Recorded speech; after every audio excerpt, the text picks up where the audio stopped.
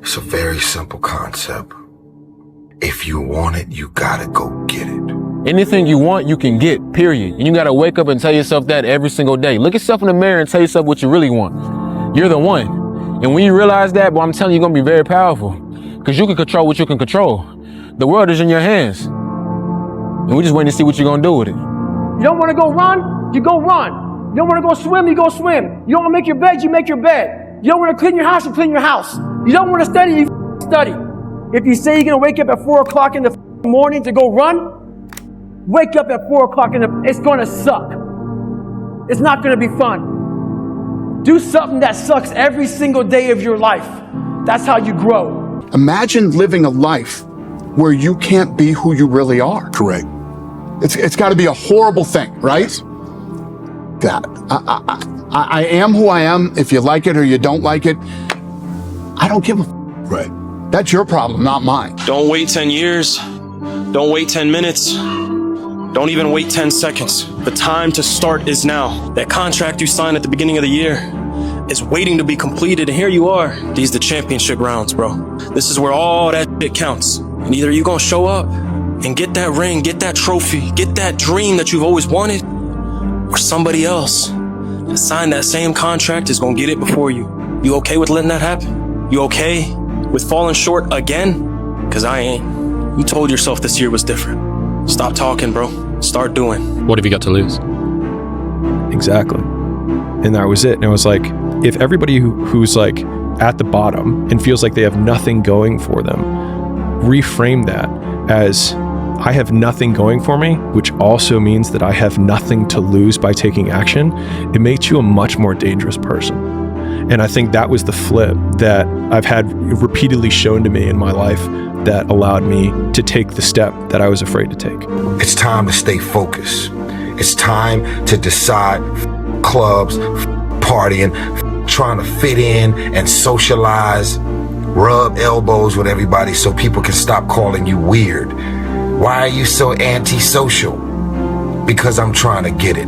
Why are you staying on the basketball court so much? Because I'm trying to get it. Why are you out there practicing in the hot sun when ain't nobody else out there? Because I'm trying to get it. Why are you not clubbing like every time I text you and invite you to go do something fun and cool, you always studying? Because I'm trying to get it.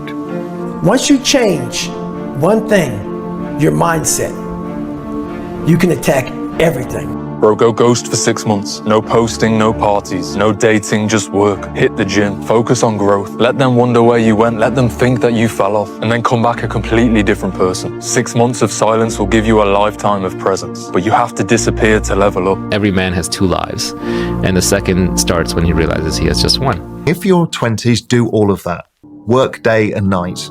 Really? Do as many things, learn as much as you can, fail as often as possible. What about work-life balance in your 20s? Because that's the time to put in the hard work. Your work-life balance actually comes out later. Every day I wake up, I'm one day closer to death. So what you gonna do with the time you got left? That's how you have to live your life. When that alarm clock goes off at 4 or 5 in the morning, your mind says no. You just say, it's just what we do. It's what we do now. And then once you do this over and over and over again, it becomes like breathing. I don't want to live this lifestyle, but to get to the other side of this, I have to. You want to become best, you want to become champion, and now you want to say like you tired? Who cares? You tired or not? Nobody cares about it. He was tired, he have personal problem, family, nobody cares. Remember all those dreams you had of retiring your mother, making sure your family never had to stress again, promising yourself you'd get in the best shape of your life, and they all just came crashing down. Newsflash, bro, motivation doesn't exist. When in reality, all you needed to do was do it anyway. Regardless of how you feel, the job remains the same. So you can sit there waiting on these videos to pop up, hoping that one day your mindset will change. It'll never change, bro. You'll be stuck in the same place. But that falls on nobody except yourself. You either want it bad enough, or you're content with letting it slip away. You choose. I'll see you at the top, bro. Be quiet. Don't tell your mom about your goals. Don't tell your dad. Don't tell your cousins. Don't tell your girlfriend. Don't tell your friends. Don't tell nobody shit. Just execute, bro. Work in silence.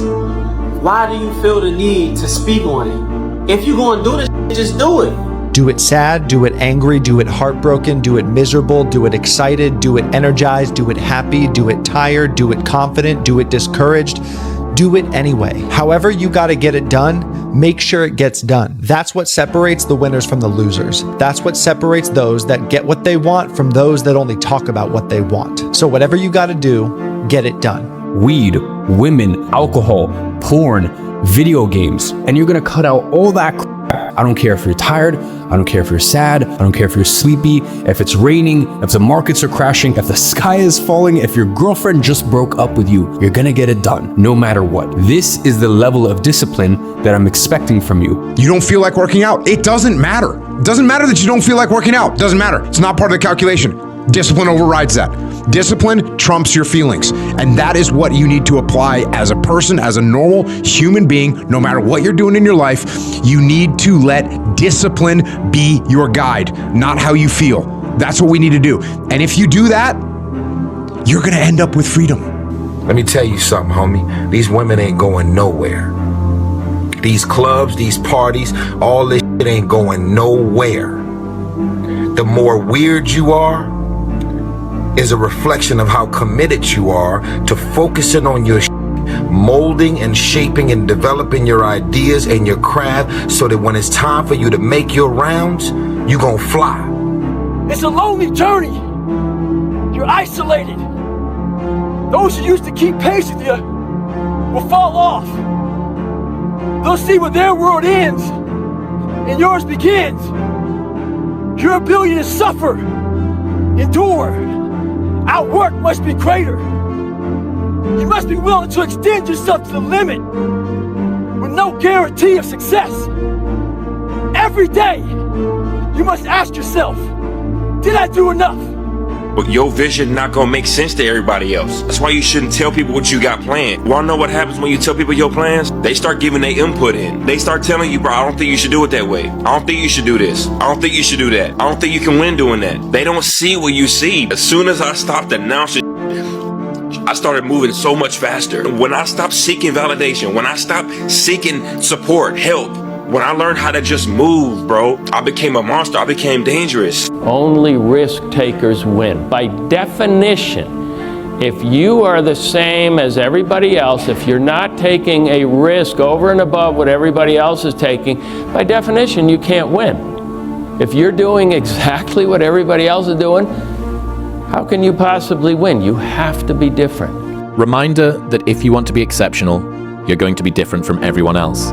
That's what makes you exceptional. You can't fit in and also be exceptional. Both have discomfort. When you fit in, you have internal conflict because you're not being 100% you. When you're exceptional, you have external conflict because everyone sees you as different. Pick one. When your friends start to say, you've changed, remember it's because they don't know how to say, you've grown. Every single one of you who is struggling right now, you need to understand this. What you're going through right now is necessary because you are forging the skills. You are forging the determination. You are forging the grit. You are forging the fortitude. You are forging all the things that nobody else is gaining because they're sitting on their hands and you're willing to push through. This fire you're feeling, this pressure you're feeling, this frustration you're feeling, this is what is going to make you into the weapon that you are going to become that will then build the life that you are out to build. All right, I will party later. I work hard now, so the second half of my life, I can do whatever I want. That's been my mentality. It's like, I'm not going to trick off my early years for partying and then worry about struggling, how I'm going to make it, how I'm going to take care of my family, how I'm going to take care of everybody else. Like, that's not going to be me. I'm going to grind it out now. You know what I'm saying? I'm going to set up the foundation so I can enjoy myself later. That's always been my mentality. If you want to become the best, there is no family. If you want to spend time with your family, kids, okay, be with them. You're gonna become best family man. I'm not against family people. I just say, if you wanna become best in this business, you have to sacrifice. What's stopping you? Are you too tired? Didn't get enough sleep? Don't have enough energy? Don't have enough time? Is that what's stopping you right now? Don't have enough money? Is that the thing? Or is the thing that's stopping you, you? Excuses sound best to the person that's making them up. Stop feeling sorry for yourself. Get off the pity potty. Telling everybody your sad and sob stories, trying to get people to show up to your pity potty and your pity parades. If you ever see me in a Rolls Royce, a private plane, a 6 or 7 star hotel, living my life to the fullest, don't get jealous of me, cause I worked my ass off to get it. Nobody handed me nothing. Wake your ass up. Awaken the beast inside. It's game on. It's go season. It's time for you to take advantage of the access and the resources that you have in your country and your community. You got a problem with your life, you got a problem with your environment, do something about it. If you want it, go get it. And I was like, time to become a man. Walk forward, peripheral vision, get it. Own yourself, walk forward with more courage, and start becoming the man you want to be instead of acting like it and putting it off. Act like the person you want to become. That's not fake it till you make it, by the way. This is intentional. Intentionally act like the person you want to become. Because when you intentionally act like the person you want to become, your brain sees you taking those actions, so your brain starts to change the way it relates to you. You stop announcing every move and start building something that speaks for itself. I dare you to stop around and dedicate the next 6 months of your life exclusively to your goals and your goals only. Don't announce it to anyone. Don't tell people on Instagram about it. Don't tell anybody. Just disappear, do the work, and reemerge in 6 months a different person. It means doing the work in the dark. It means building in private what you don't need to prove in public. It means doing the work when no one's watching. You stop worrying about what people think and start valuing what you believe. Because a life that looks good or sounds good is nothing compared to a life that feels good. Does your life suck? Are you suffering? Are you in pain? Good. You are on a good path. Suffering is the only way to the top. Pain is the only way to change. Accept the pain. Smile at the pain. Embrace the pain. Pain is the gatekeeper of destiny. Pain is there to ask you one simple question. Do you really want to achieve your goals? Or are you just a talker? We suffer every day. It's what we do. We do stuff that sucks every day, so then when the suck stuff comes, you're ready for it. For those of us climbing to the top of the food chain, there can be no mercy. There is but one rule: hunt or be hunted. I literally, the day we got back from Mexico, I had a quote installed on my wall. It says, "May God have mercy upon my enemies, because I won't." My team expects me to be physically harder and mentally stronger than our opponents. I will be physically harder and mentally stronger than anything that comes against me, my family, my business, my brothers, my sisters, my team. I will be the one that is physically harder and mentally stronger, and I will work to maintain that position. You won't beat me. This is my life, man. Do you know how hard I worked to get here? Lose! I don't lose! I win! I win! That's my job! That's what I do! 7, 8, 9, 10, a machine here. There you go. Nobody works like David in this house. 13, come on. 14, come on. 15, shut that muscle down. 16, come on. Get it. 17. They don't know me, son. Get it. 18. They don't know me, son. Get it. 19. They don't know me, son. Yeah. 20, you got some more in you. 21, yeah, get it again. Come on, we want to see it. Good, 22. Who's going to carry the boats and the logs? That's you, buddy. Come on, 23. Come on, 24. One more, David. Who's one more going to carry the boats? You're gonna do it. You're gonna do it. You're gonna do it. You did it. Yeah. I built this me, brick by brick. And I'll be damned if I let you tear it down just because you don't like the way another talk. I'm unbeatable. I can't be beat. It's impossible. You can dent me. You can damage me. You're never ever going to beat me. I'm totally and completely, unequivocally unbeatable. Because I know every motherfucker ain't going to do what I'm going to do. So this is how you level up. That's how you level up. I know there's a whole bunch of people with that right there. That fires me up. That makes me f***ing happy what you just said. That brings joy to my life right there. Why? Because I know there's so many people that have the ability and just refuse to get off that couch. Refuse to study a few more hours. Refuse to go deeper, to go further. And that's where I gain the advantage. It's so easy to be great nowadays, my friend, because most people are weak. Most people don't want to go to that extra mile. Most people don't want to find that extra because it sucks. It's miserable. It's lonely. And that used to hurt me growing up. Now I thrive in that. And I'm telling you from the bottom of my soul, it is so easy to beat people today. They are so soft. They have no work ethic. No one can stick with anything. Everyone's distracted. They're on social media. They're counting their notifications because they can't stick with shit. They can't say no. Bro, you gotta stop. You gotta stop with all this I can't catch a break bullshit.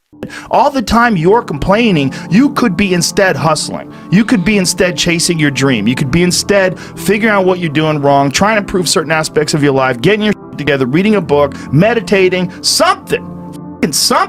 But this I can't catch a break shit is not helping anybody, and it pushes everybody away from you. How much faster would you achieve your goals if it was just you and your goal? Not you and your goal and Netflix and video games and social media and friends you don't like and movies and shows and all these distractions that are splitting your attention in a million different directions. You can blame your lack of accomplishment on your friends, on your family, on this, on that. But the reality is, if it was just you and your goal and no other noise, no other distractions, I guarantee you would have nothing better to do than achieve your goal. So look around at your life and identify the things that take your attention away from the person you want to be and the things you want to accomplish, and remove that. Because if your goals are as important to you as you say they are, why would you voluntarily make it harder to achieve them? You still got work to do. Stay on that basketball court. Stay on that football field. All the homies texting and calling and trying to make you feel bad about being so focused. It's grind season, homie. You know exactly what you need to do this year. Get you a better diet, go to sleep early, wake up early, work out, read a book, get the off your phone and focus. I guarantee if you give me 6 months of that, you change your life, bro. Why be normal when you can be the best? I don't want to be normal. I want to make the difference. So everything I do, I want to make the difference. Because when I make the difference, I'm the best. And that is not arrogance, that is confidence. If you don't have the mindset that you're the best ever, you failed already. But before you can ever reach anything, you have to believe it. You don't just mistakenly become great. Be the hero of a movie. You know what's crazy? You know you could be the one if you really wanted to, right? You know that, right? But see, you keep playing the what if game. What if it don't work out this? What if it don't work out that? What if it do? What if it do work out? Then what? You gonna be happy, right? You can't say you want to win, but then you scared to lose. What kind of sense does that make? If you put your head down and lock in on the vision, how could you not win? The only thing that's gonna cause you to lose is your mentality. But that's between you and you, though. It's hard. It's an uphill battle. It's a path less taken, not the beaten path everyone else takes. It's a path that leads to character. We all fall down in life, guys. The question is, who gets back up? Again, it's not the potential of the individual. It's not the genetics. It's the perseverance, the never say die attitude. If you constantly keep throwing against the wall, eventually something will stick, guys. Never give in to what you want. Most people will not understand your obsession, your drive, and your determination. Success is a lonely journey. That's just a reality. And most people are not going to understand why you're so driven, why you're so obsessed. And if you try and make them understand, you're going to end up frustrated. If you want to be great, you want to be the best motherfucker ever at what you do, you're going to be misunderstood by everybody because you're going to be so obsessed and so driven to get there. And that's what it takes. That's the truth. It takes every second of your life. Anybody says balance, Yeah, balance is important for a lot of people. It is. But if you want to go to that edge where people do not like you, don't understand you, question everything you do, you've arrived. It is the best journey, man. Leveling up, making more money, losing weight, getting fit, becoming the best version of yourself is the most awesomest journey you will ever go on. But it's a journey that you will probably go on by yourself. Trees don't hang around with the grass, even though they all started from the same place. Admit it, you aren't like them. You're not even close. You may occasionally dress yourself up as one of them, watch the same mindless television shows as they do, maybe even eat the same fast food sometimes. But it seems that the more you try to fit in, the more you feel like an outsider. When you are misunderstood to the point where people think you're psycho and you're nuts and you're this and that, why are you in the gym at 1 o'clock in the morning? You just got through doing an op for 13, 14 hours after Ranger School, man, at the gym. What's wrong? You will never understand what is wrong with me. And that's why I'm so glad you don't, because I'm in the right spot. When people don't understand you anymore, you're in that spot of obsession and drive where people are like, what the is wrong with this guy? I don't want to talk to you, man, because you're not going to get it. On your journey to self-mastery, you will lose 99% of your friends. Now, I know that sucks, especially if you're young. You think like, man, in high school we were tight. Now in college we're tight and we're hanging out. We're the boys. We're always doing the thing. But I'm telling you, the moment you truly decide to commit to self-mastery, to becoming your 2.0 self, to really elevating to the highest version of yourself, you will lose 99% of your friends. And the reason for that is you will scare them because they will not understand why you're so committed to self-development, self-actualization, making more money, becoming a better human, stopping the alcohol. You won't have things in common anymore. If you are trying to transcend to self-mastery, to develop as a better human, you're probably going to stop drinking. You're going to stop smoking weed, stop the vape, stop going out, hanging out at bars, doing stupid shit at stupid times with stupid people, getting stupid results. And you're not going to have anything in common. And so in your process, in your journey of self-development, you will lose 99% of your friends. Be the guy who embraces the ugly, the miserable. Be the guy who embraces hard work, the grind. Don't be afraid of being hurt. Don't be afraid of sacrificing some blood. Ignore and outperform them. While you're over there watching me and talking about me, I'm working. I'm working hard. I'm taking things to the next level. You keep gossiping and I'll keep working. You keep talking smack and I'll keep working. You keep focusing on everything and everyone else and I'll keep working. And when you finally look around at where you are and where I'm at, you'll realize that you have nothing left to talk smack about. And you will lose and I will win. You can beat 99% of people if you can master the shame of rejection, the boredom of repetition, and the pain of feedback. You can beat almost anyone at anything if you're willing to fail 20 times in a row, look stupid in front of people that you care about, and keep going long after it stopped being convenient. To be successful at anything, the truth is you don't have to be special. You just have to be what most people aren't. Consistent, determined, and willing to work for it. No shortcuts. If you look at all my teammates here tonight, it would be impossible to find better examples of men who embody that work ethic, integrity, purpose, determination, and discipline that it takes to be a champion in life. Isn't it about time you become that person you knew you always could be? How do you do that? You break the mold, guys. You get the out of bed when it's cold, when it's early. You do something away from the normality of what you've been doing. That's psychotic behavior. Doing the same thing, expecting a different result doesn't work that way. You must switch up the mainframe. Switch it up if you want a different result, man. Why not try it, man? Shock the system. Start with an earthquake, man. What I mean by that is, yeah, get up at 4 in the morning one day. Just one day. And go for a run. Commit to one day and see how you feel as you're jogging it back in around 5 or something, as your neighbors are still asleep.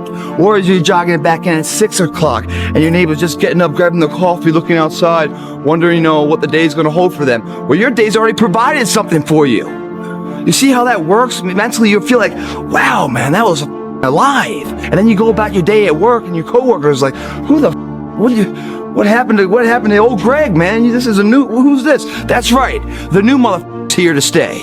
And get on my plan or get the fuck out of my way. That's how you run it, man. But you won't get to know what I'm talking about, man. You can't look at a picture of something of Hawaii and feel the cool breeze and the warm water. You gotta be there, man. You can't talk it all the time. You gotta walk it. Commit to one day. Try it. See how it feels. Getting up that early when everyone else is asleep, or it's that cold. When everybody else says, no, this is not comfortable, we shouldn't do this. You say, yes, motherfucker, I'm gonna introduce myself to it. A lot of times I'll be in a 200-mile run or something like that, and I'm all jacked up. Body's broken, mind's broken, spirit's broken. I start to say, what if I can pull this off?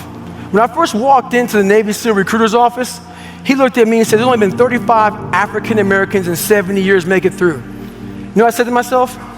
What if I can be the 36th?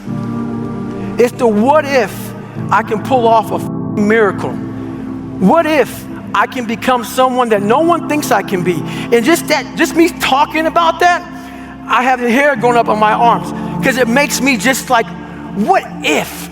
Something happens, and that's in every single life. In every life. I understand that. There's a payoff for bad eventually. There's a payoff. It can't be bad, but for so long. If you got the strength and the understanding to realize that, it will change. It will change. It's impossible. What if I'm so far away from my dream now that I die before I actually reach it? Die on the road. Die on the road. Go to your dream. And if you never make it, if you die before you get to your dream, die going to your dream. All right? At least you will finish this world going somewhere, not just saying, man, if only. There are no if onlys.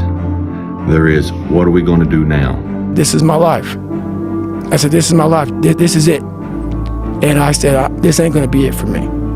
So in that restaurant, I quit my job, left my canister in that restaurant, my spray canister, got back in my Ecolab truck, and I went home. And I started working out like somebody. I became the most obsessed person on the planet Earth. I had to invent a guy that didn't exist. I had to invent a guy that can take any pain, any suffering, any kind of judgment. I had to build this callous mind, and I built it through suffering. The thing isn't doing the thing. Scheduling time to do the thing isn't doing the thing. Making a to-do list for the thing isn't doing the thing. Telling people you're going to do the thing isn't doing the thing. Messaging friends who may or may not be doing the thing isn't doing the thing. Writing a banger tweet about how you're going to do the thing isn't doing the thing. Hating on yourself for not doing the thing isn't doing the thing. Hating on other people who have done the thing isn't doing the thing. Hating on the obstacles in the way of you doing the thing isn't doing the thing. Fantasizing about all of the adoration you'll receive once you do the thing isn't doing the thing. Reading about how to do the thing isn't doing the thing. Reading about how other people did the thing isn't doing the thing. Reading this essay isn't doing the thing. The only thing that is doing the thing is doing the thing. The magic you are looking for is in the work you're avoiding. I've had quite a few people on that have that same message, and it resonates with people because we're all trying to improve ourselves. No one's perfect. Nope. I'm not perfect now. I never will be. You're not, and you never will be, but you're better than you were yesterday, and you're going to be better tomorrow. That's the true thing right there, man. And that's what that book says. I am not perfect, man. But I had the balls to now finally tell you all, I am very flawed. But in that saying that you're very flawed and saying that you're very perfect, you exhibit way more strength than someone who bullshits and pretends. Life isn't fair at all. At all. So what are you gonna do about it? I knew that no one was coming back to help me. No one was gonna miracle me to be somebody special. All my situations were on me now. It's solely on me. So, mentality is the only thing that gets us through life. I was an underdog. We are all underdogs in life. Even the baddest person in the world should think that way. So you should always have I've never arrived mentality. And the can't hurt me mentality is no matter where you come from, the sewer or wherever you think you're from, when I got out of the sewer, I got to the road and looked around and said, can't hurt me. Nothing should be able to hurt you. If you believe that, it starts to become true. The thought I was having was when we were young, we're told we can be anything. And then we realize it's a lie. And then we realize we're telling ourselves it's a lie because we actually just realize how much work it's going to take. And we'd rather believe it's a lie than we're not willing to work hard enough to achieve these things. And then it's kind of like this back and forth of like, can I? Or is it just too hard? Or am I just too weak? And it's this back and forth. And, you know, I'm just so grateful I fell into something that I was so passionate about that took a lot of effort and work, but that I also loved to do. And my body was built for, and my mind was built for. You know, I was clearly genetically built to be a bodybuilder, mentally, physically, environmentally, my relationships, everything flowed perfectly for me to be in this perfect position. The effort that I put into this would be really hard for me to put into something I didn't love. So if I hadn't gone for it, which would be for me back in 2017, when I was in college, drinking, partying, doing all the things and being like, you know what, I'm going to stop this. My friends go out, I'm going to go to sleep. I'm going to wake up early, I'm going to go to the gym. I'm going to eat 6 times a day. I'm going to spend my money on tuna and chicken breast rather than 6 packs of beer and all these things. And I'm just going to drop out of school and I'm going to travel and I'm going to try and get sponsors and I'm going to try and win shows. I'm going to do all this and I'm going to take every risk I can. And I didn't even think about it. You know, when you're young, luckily you're at the greatest opportunity in your life to take risk and to fail. And then you're like, well, I'm 24 now. I can just go restart. Working yourself up to the level of where it feels uncomfortable, getting some consistency into the practice until the point where that uncomfortable feeling just started disappearing. Why? Because somehow you broke that initial comfort zone. So, but then it doesn't end. I also feel pain. Maybe I feel it later, but the essential part is that my connection, my relation between the pain of the body towards what would it affect in the way of how I take my decisions, that is a different one. I feel the pain, but I see no necessity to still change something about my way right now. Why? Because I can take the pain. Do you view this season as a failure? Do you get the promotion every year on your job? No, right? So every year you work is a failure. Yes or no? No. Every year you work towards something, towards a goal, right? Which is to get a promotion, to be able to take care of your family, to be able, provide the house for them or take care of your parents. You work towards a goal. It's not a failure. It's steps to success, you know. And if you've never, I don't want to make it personal. So there's always steps to it. Michael Jordan played 15 years, won 6 championships. The other 9 years was a failure. That's what you're telling me. It's a wrong question. There's no failure in sports. You know, there's good days, bad days. Some days you are able to be successful, some days you're not. Some days it's your turn, some days it's not your turn. And that's what sports is about. You don't always win. Some other people's gonna win. And this year, somebody else is gonna win. Simple as that. We're gonna come back next year, try to be better, try to build good habits, try to play better, not have a 10-day stretch with playing bad basketball. You know, and hopefully we can win a championship. So 50 years from 1971 to 2021 that we didn't win a championship, it was 50 years of failures? No, it was not. It was steps to it, you know, and we were able to win one. Hopefully we can win another one. If you want revenge for the bad things that have happened in your life, start with the version of you that hasn't lived up to your potential. It hurts, but if you turn the finger inwards and you start saying, I don't like my life. The person that I need to punish or get back at is the real person who got me here, which is me.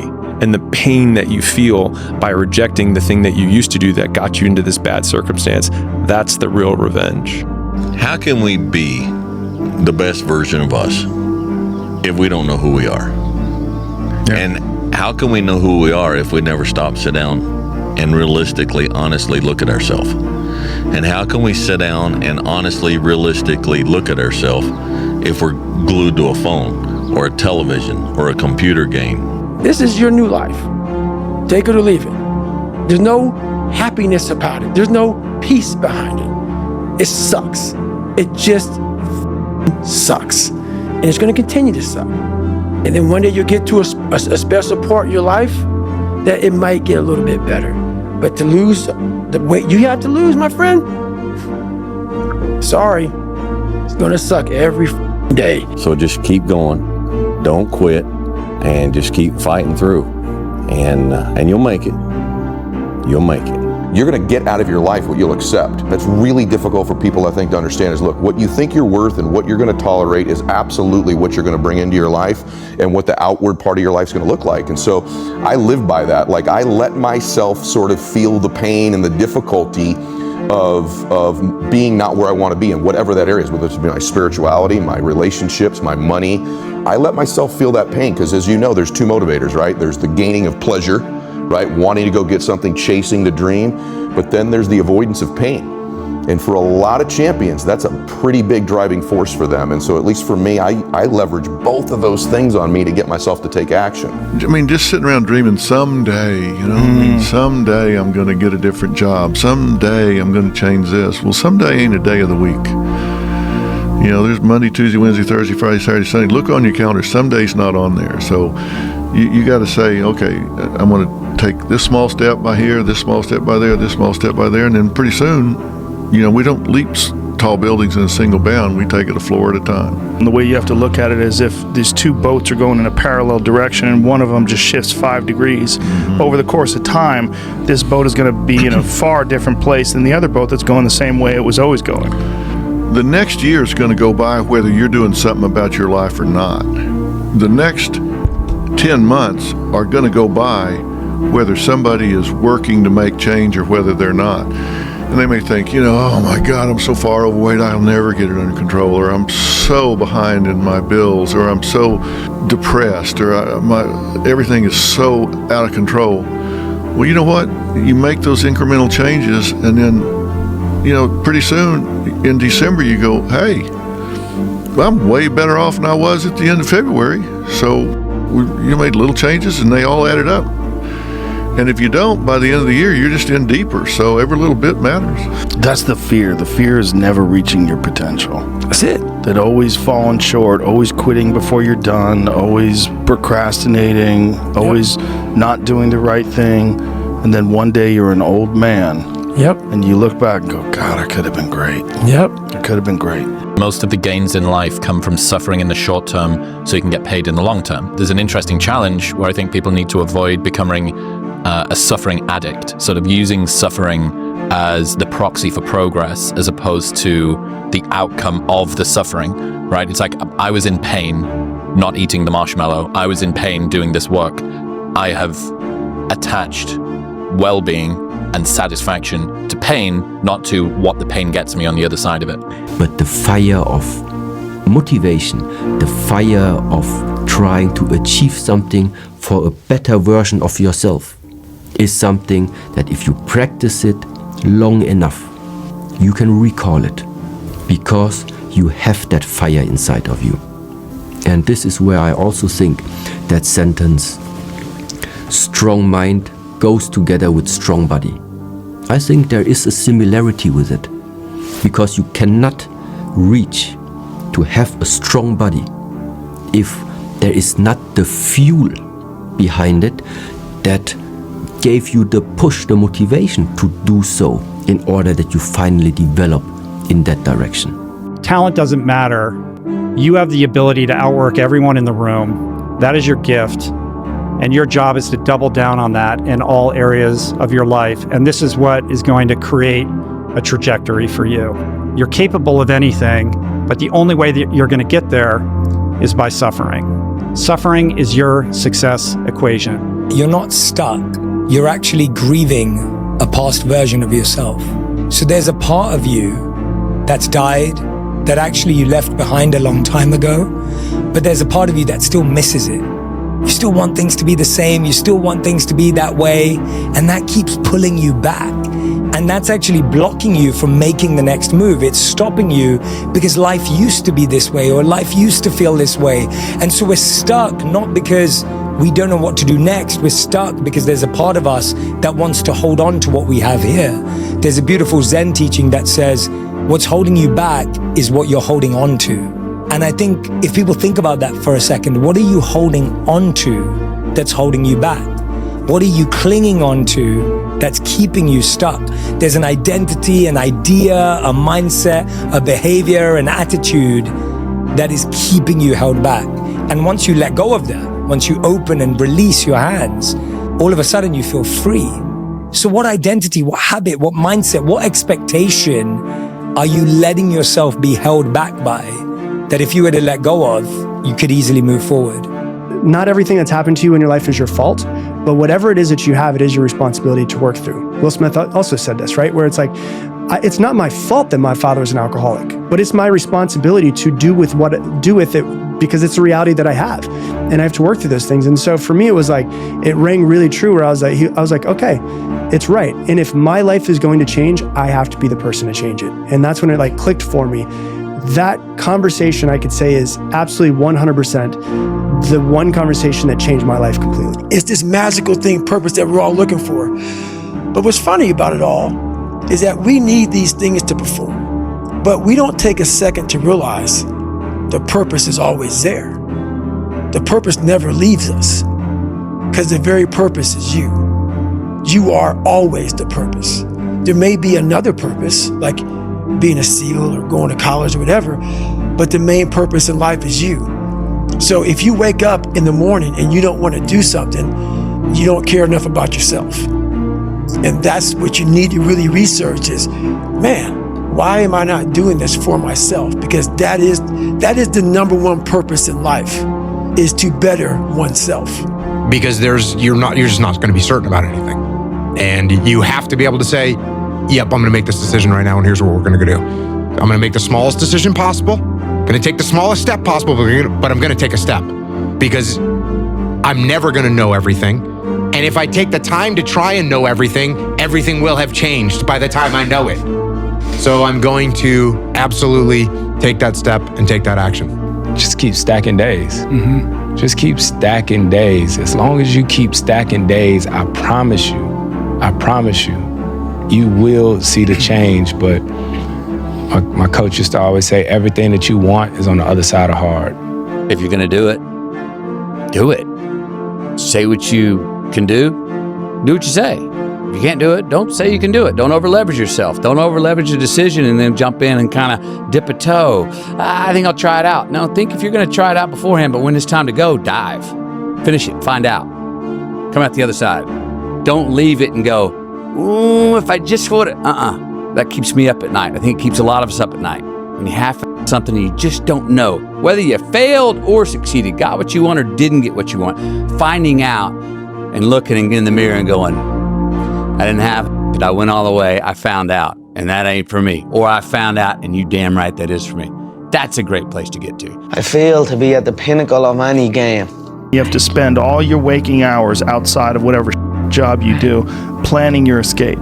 And you have to come to the realization very clearly that you f***ed up and you got yourself stuck. So whatever you're doing, you have to do it like your life depends on it. Whatever time that you have to attack like you're trying to save the world. You're trying to save your life. You don't want to drown. That 1.5 hours a day that you have to write, God damn, you better be caffeinated and motivated. You got to go. You got to get after it. And you got to have discipline. Most people don't have those things. Most people don't understand what it's like to really go for something. We are overcoming the suffering. We are not running away from the suffering. You are overcoming it. You go through it until you have become so strong. Your body becomes so strong. Your mind has become so strong that it doesn't matter afterwards anymore. You feel it, but it's not the same like you felt before. We need to make us stronger again. Very simply said, this society is too weak. And why? Because of all the technology which is available right now, so you don't need to use your body anymore. I always think about in the Stone Ages. Do you think somebody in the Stone Ages had depression? Yeah, or even a more modern variation, the Spartans. Do you think they had depression? All of these groups, they are too busy with their body. They are too busy with activity to be depressed. Yeah, but nowadays, how does the time look? You can sit if you want from morning till evening just in front of the screen and nothing's gonna happen anymore. Every culture knows this already. If you only have theory without the practice, then it's just book knowledge. Then it's just something that you lay in the couch, you lay in the bed, and then you think about, I know it. Yeah, okay, it's good that you know it. But there must be a way. How are you putting these things into practice? Do you think Michael Jordan was just interested in winning championships? You think Kobe Bryant was just interested in basketball? You think Jeff Bezos was just interested in shipping packages? You think Elon Musk is just interested in whatever the hell he's interested in today? Those individuals are obsessed. They are obsessed. In order to be the best, in order to reach that next level, you can no longer be interested. Interested is a hobby. You can be interested in many things. Oh, I'm interested in reading. I'm interested in gardening. I'm interested in cars. You can fall in and out of your interest, but your obsession stays with you all the time. You have to become obsessed. Interested people watch obsessed people change the world. Champions do daily what everybody do occasionally. Everybody else does. You just do it daily. You're not extraordinary. You just do the ordinary extra. That's it. Instead of spending time getting in the mood to work, just start working. Confront the work. People think they need perfect conditions to start, when in reality, starting is the perfect condition. This is why most people never get anywhere.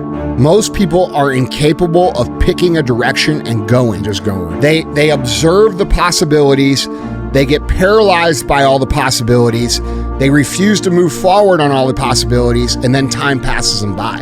So it's very important that you make a decision and you go down that path. You commit to that path with the mentality of having zero options. I don't have a choice but to see this through. Okay, if I don't see this through, I'm going to be digging ditches. That's what I tell myself. When I don't want to come here and I don't want to do this and I get tired of, doing what I do, which happens to everybody. You go through ups and downs. I pretend like I have zero options. I say, well, if I don't do this, bro, I'm going to be digging ditches. So I better show the up and get it done.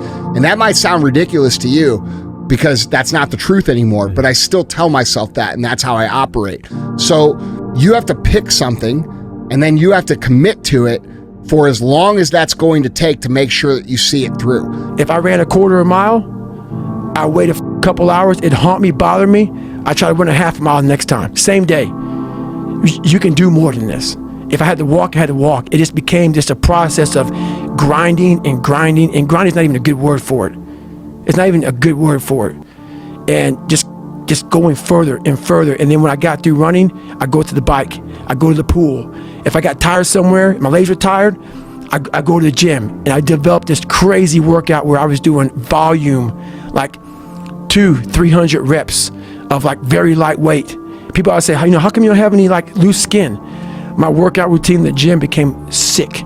It became sick. I was just doing 200-300 reps, 400 reps on like chest, just like for one simple exercise, the bench press. And I rack it, get back on it, just rep it out, trying to burn as many calories as I can, build that muscle mass.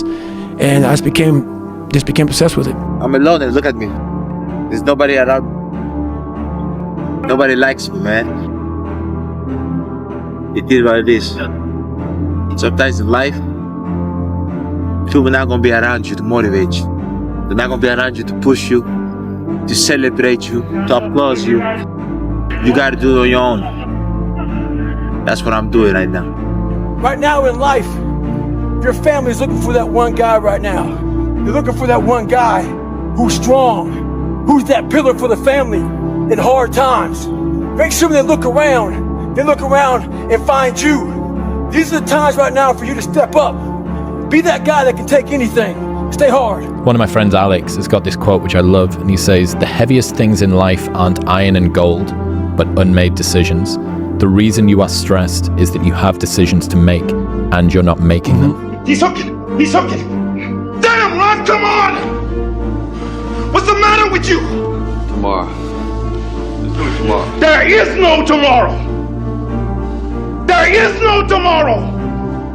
There is no tomorrow. I know you probably feel like you ain't, do everything you're supposed to do, but I'm telling you right now, if you lock in today, if you start today, you're not too late, you on time. And I'm letting you know right now, if you just get focused, you grind, you cut out all the distractions, bro, you just lock in on your goal, I'm telling you, you're gonna get it, bro.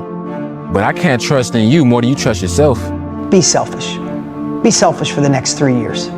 Go get yourself strong. Go put your own oxygen mask on. Put some money in the bank. Crush your company. Be selfish with your time. Be selfish with your income. Be greedy on the amount of money you want to make. I'm telling you, be greedy, be selfish. You know why? Because if you go all in, if you stop thinking, I wish I could do more, be more, go all in and make the money. Get secure and put your oxygen mask on, and what you can do in 5 years from now, what you can do in 7 years from now, what you could do in 12 years from now is unbelievable. It can be done. Yeah. People have done it. You gotta, but you have to be willing to just really throw yourself into something.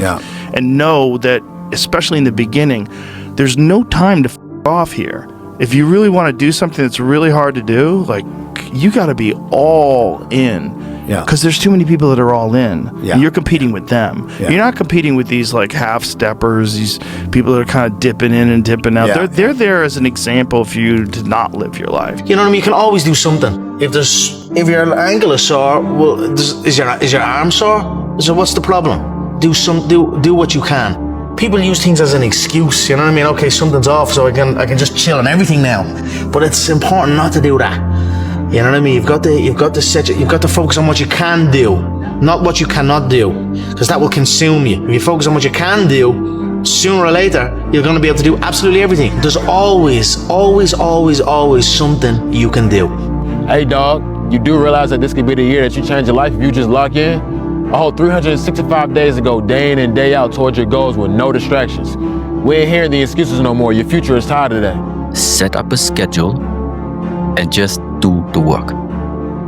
Free from how you feel. Because also feeling sometimes, you wake up one day, you feel this way, you wake up the next day, you feel another way. And it's just not helpful to base your structure or your goal on how you feel. You stick to what you put there on paper. You take your time, you make the plan, and you just do what you have committed to.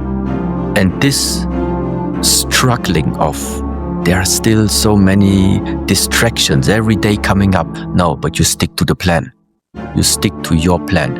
This is what I feel like is a part of discipline, to do what you have committed yourself to. It's the one area. And at the same time, you don't do the things you already know are not good for you. Would you like a life where you were never outside of where you never did anything that challenged you or pushed you? Would you choose that? No. So why are you complaining about your life being full of that? It's, I'm not good enough, I'm going to be kicked out of the tribe, I'm different, all of those things, right? That's the base layer. The interpretation, you're right, there's a story we tell ourselves about our pressure, which determines how we experience the pressure. Stress and pressure don't actually kill people unless you believe it will. You have a negative interpretation of your pressure and your stress. Then it shows up in your physiological response. You get more diseases. Pressure in itself isn't a problem. It's the story we tell ourselves about our pressure that causes us to be unhealthy. There's a difference between a guy that's chasing something and a guy that's building something. A guy that's chasing something hunts after validation, hunts after a reward, hunts after a win, hunts after a lifestyle. He measures his success by what he gets at the end. A guy that's building something hunts after the process. He measures success by the strength of his foundation. People think these two are the same guys, two completely different dynamics. The guy that's building something is falling in love with the person he's becoming. A guy that's building something doesn't care about the progress on the way there. He doesn't care about the money he makes on the way there, because he's hunting after something different. He's not chasing anything but himself. The guy that's chasing something eventually stops. After he gets what he's chasing, he stops. And that's exactly some of y'all's problem. You're chasing a number on the scale. You're chasing a number in your bank account. You're not chasing the process. Do you not understand that the more comfortable you get, the more uncomfortable life gets? The less action you take, the more consequences you have. The more you let those bills pile up, the less work you put in, the more food you eat, the fatter you get. All these things are gonna start piling up on you, bro. And bro, I know you weren't built to be average. You were built to have riches. You were built to have the body you want, the physique that you want, the dreams that you want. You were built to have these things, and yet you're content with being average. At the end of the day, the keys are in your hands, bro. Wake up and grind. Wake up and grind. Wake up and grind. Every day. That's the method. I mean, it's not hard. If you get up every single day and put your mind to something, how could you really believe that you won't win? It's not possible. I mean, 99% of people already don't want to grind. So you just start and you becoming the 1%. This junk is really simple, but you're making it hard. When all you have to do is wake up and grind every day. That's the method. I'm trying to tell you that being tired is part of the f***ing game. Okay? So it's not a valid excuse. It's normal. It's a constant. It's part of being human. And if you want to be a high achiever, guess what? You're going to have to acclimate yourself to being tired way more than you're not tired. Successful people understand this, guys. Successful people do not use tired as an excuse. In fact, they understand that if they push through the tired, everybody else stops when they're tired. And so by pushing through the tired, you actually create a gap between you and everybody else that you're competing with.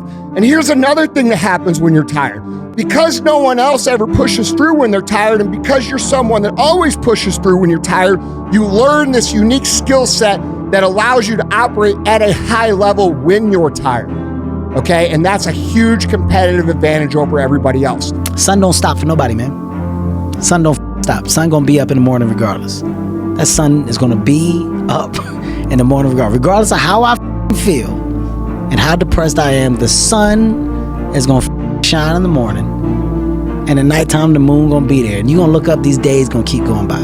So do you let the days go by and look up, and you done wasted a year doing what? You might think that life is unfair. You might think that life dealt you a bad hand, but I'm here to tell you, life will give you exactly what you tolerate. And if you've been tolerating mediocrity, you've been tolerating average, you've been tolerating this victim mentality that you're carrying, then guess what? You have exactly what you deserve. And there's nothing in this life that will destroy you faster than you being unable to forgive yourself for your wrongdoings. You better get ready to buckle up, because it don't get no easier, bro. What, you think the grind gets easier? Come on, bro, you silly, man. This grind's only for the strong ones, bro. And if you're weak, I suggest you go ahead and leave. Stop complaining about the results you didn't get from the work you didn't put in. The only way to become more successful than most people is to be willing to do something most people aren't willing to do. The work comes before the belief.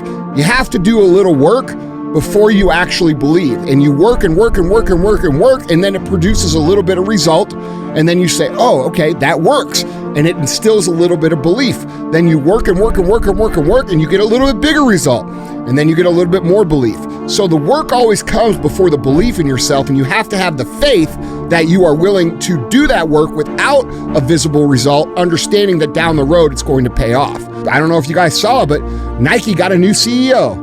Do you know where the Nike CEO started? The new Nike CEO, he started as an intern. Okay, and for 30 years, he's worked his way up and worked his way up, starting as an intern and is now the CEO. It's highly probable for anybody that is committed to that kind of development to eventually end up in a role like that if you do it long enough. And if you continue to gain skills and gain skills and gain skills on your own without being told to, without being pulled along, dude, you're infinitely valuable to somebody. And maybe there's not the opportunity at where you are, but where you'll get in the right spot someday and you will win 100%, dude. See, look, one thing I want you to promise me is that no matter how long it takes, keep going. No matter how much it hurts, keep going. So you was placed on this earth for a reason. You weren't meant to be average. You were meant to excel. You gotta understand that this grind is meant to make you who you're supposed to be, a dog. A little grind ain't never hurt nobody. Stop being soft. Let's embrace it. The choice right now is between staying where I am or keeping going to get better. And I am just not going to quit. I'm never, ever, ever going to settle. I'm never, ever, ever going to stop. There's a quote from one of my English teachers at Lower Merion named Mr. Fisk. He had a great quote that said, rest at the end, not in the middle. And that's something I always live by. I'm not gonna rest, I'm gonna keep on pushing now. There are a lot of answers that I don't have, even questions that I don't have. But I'm just gonna keep going. And I'll figure these things out as we go, right? And you just continue to build that way. I would much sooner die trying to feel better than survive letting entropy win. Like, that is the whole game. We locally reverse entropy. That's what humans do. The entire universe trying to break apart order. And for a brief 8-decade window, one little corner of the universe, you resist that entropy. The single most powerful onward marching driver of the entire universe versus you. Since we are born in this world, this has repeated every day. Sunrise, sun goes down. So that means there is a up, there is a down. Since we are born, we have inhaled 50% of our times, we have exhaled 50% of our times. Our heart, the same. Sucking the blood, pumping the blood, also the same. Meaning always 50-50. Always the exchange between left and right, up and down, bright and dark, in and out, success and failure. It's just that this world is not propagating failure to you. It is propagating success to you. So our mind is looking for success, starting to believe there's only one way, there's only one direction in this life that we live, which is about moving upwards. The unfulfilled potential is the story of most people's lives. It is. It is. And it could have been the story of mine. And I tell a lot of people go, what's your biggest fear in life? And my biggest fear, honestly, was, let's say this. Let's say, I don't care if you believe in God or not. I don't care. So let's just play a game with me. Let's say you're God. And we have a big, long line of people. And I made it to heaven. I'm 75 years old. I'm 300 pounds. I made it to heaven. I worked for Ecolab my entire life, spraying for cockroaches. That's what I did. But I'm dead. I'm in heaven now. And you're judging us all now. So we're in line. We're all sitting there in line. You have Adam Brown. He has a big board up, and you're talking to Adam Brown about his life. And you rip it down, and I'm next in line, David Goggins. I see my name. I see all this, and God goes, hey, you say, read this, man. And I'm reading this list, and I'm seeing 182 pounds, Navy SEAL, Ranger School, motivational speaker, changing lives. Okay, man, pull-up record, all this. And I'm like, that's not me, man. And God looks at me and says, that's who you were supposed to be. My biggest fear is that one day I'm going to reach a judgment of my life. Something's going to judge me for what I was supposed to be in life.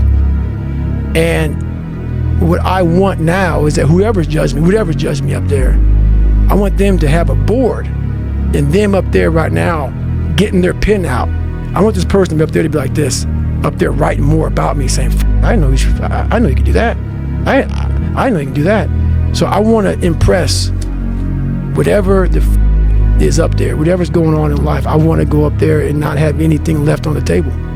I want to drain my soul of every fucking bit of person I am. We have one life, and afterwards we have no idea what happens. And life has been going on for an eternity before we were born, and it'll go on for an eternity after we die. And so we have this little blip of existence. So to me, it just doesn't make any logical sense not to live this one existence you have, this one life, to the absolute maximum, the highest vision that you possibly have for this existence of how you want to live this life. It just doesn't make sense to play small because there is no downside. The downside is playing small. Like, the downside is getting to the end of this little life you have, this existence that you will never have again, and realizing I have no more existence left, and I said no to dreams I wanted to do in this lifetime due to fear that doesn't actually mean anything in the grand scheme of things. Sure, failure is scary, but to me, what is much worse is getting to the final moments of my life and realizing that I didn't even try to go for the highest existence I had. I didn't even try because I just wanted to shield myself from failure, and then I'm literally gone forever.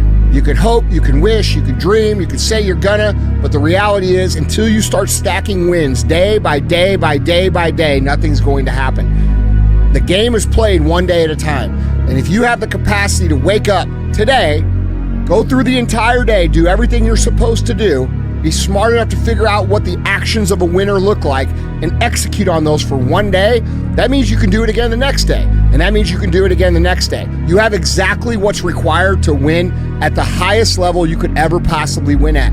It's about stacking wins in a cumulative fashion over the course of time. And when you do that, winning is undeniable. My wife told me this great expression: to get something you never had, you have to do something you never did. Les Brown's a motivational speaker. He made an analogy about this. He says, imagine you're on your deathbed, and standing around your deathbed are the ghosts representing your unfulfilled potential. The ghost of the ideas you never acted on, the ghost of the talents you didn't use. And they're standing around your bed, angry, disappointed, and upset. They say, we came to you because you could have brought us to life, they say. And now we have to go to the grave together. So I ask you today, how many ghosts are going to be around your bed when your time comes? Go out there and make something of yourself, for God's sake. Be an honest person and work and get to the top of whatever it is that you want to get to the top of. Stand up for yourself like a respectable human being and be a bit of a light on the world instead of a blight. You get your act together a bit, discipline yourself, see if you can learn to tell the truth, concentrate on something for a year or two, you could be a bloody world beater. That might make life worth living. It's like, yeah, it might. So why don't you go do it? The time is now. The time is now to express and for people to believe in themselves.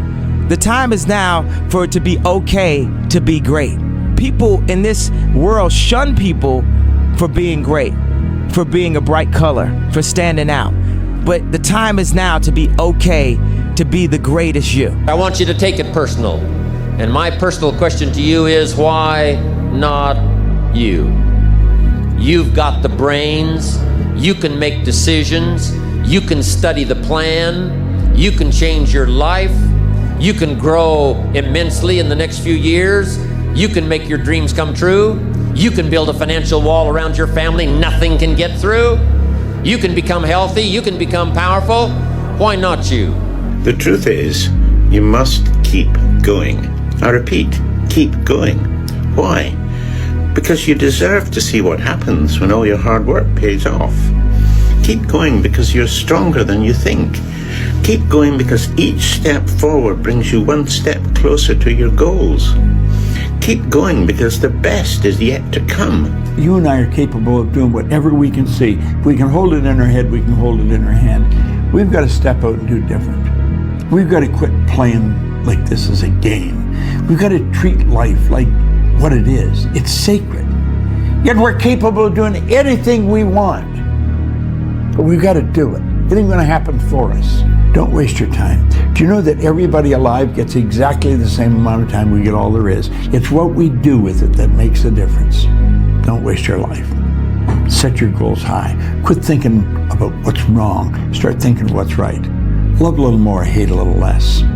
You have no idea what you're capable of doing. Make up your mind today, you're going to figure it out. What's the decision going to be?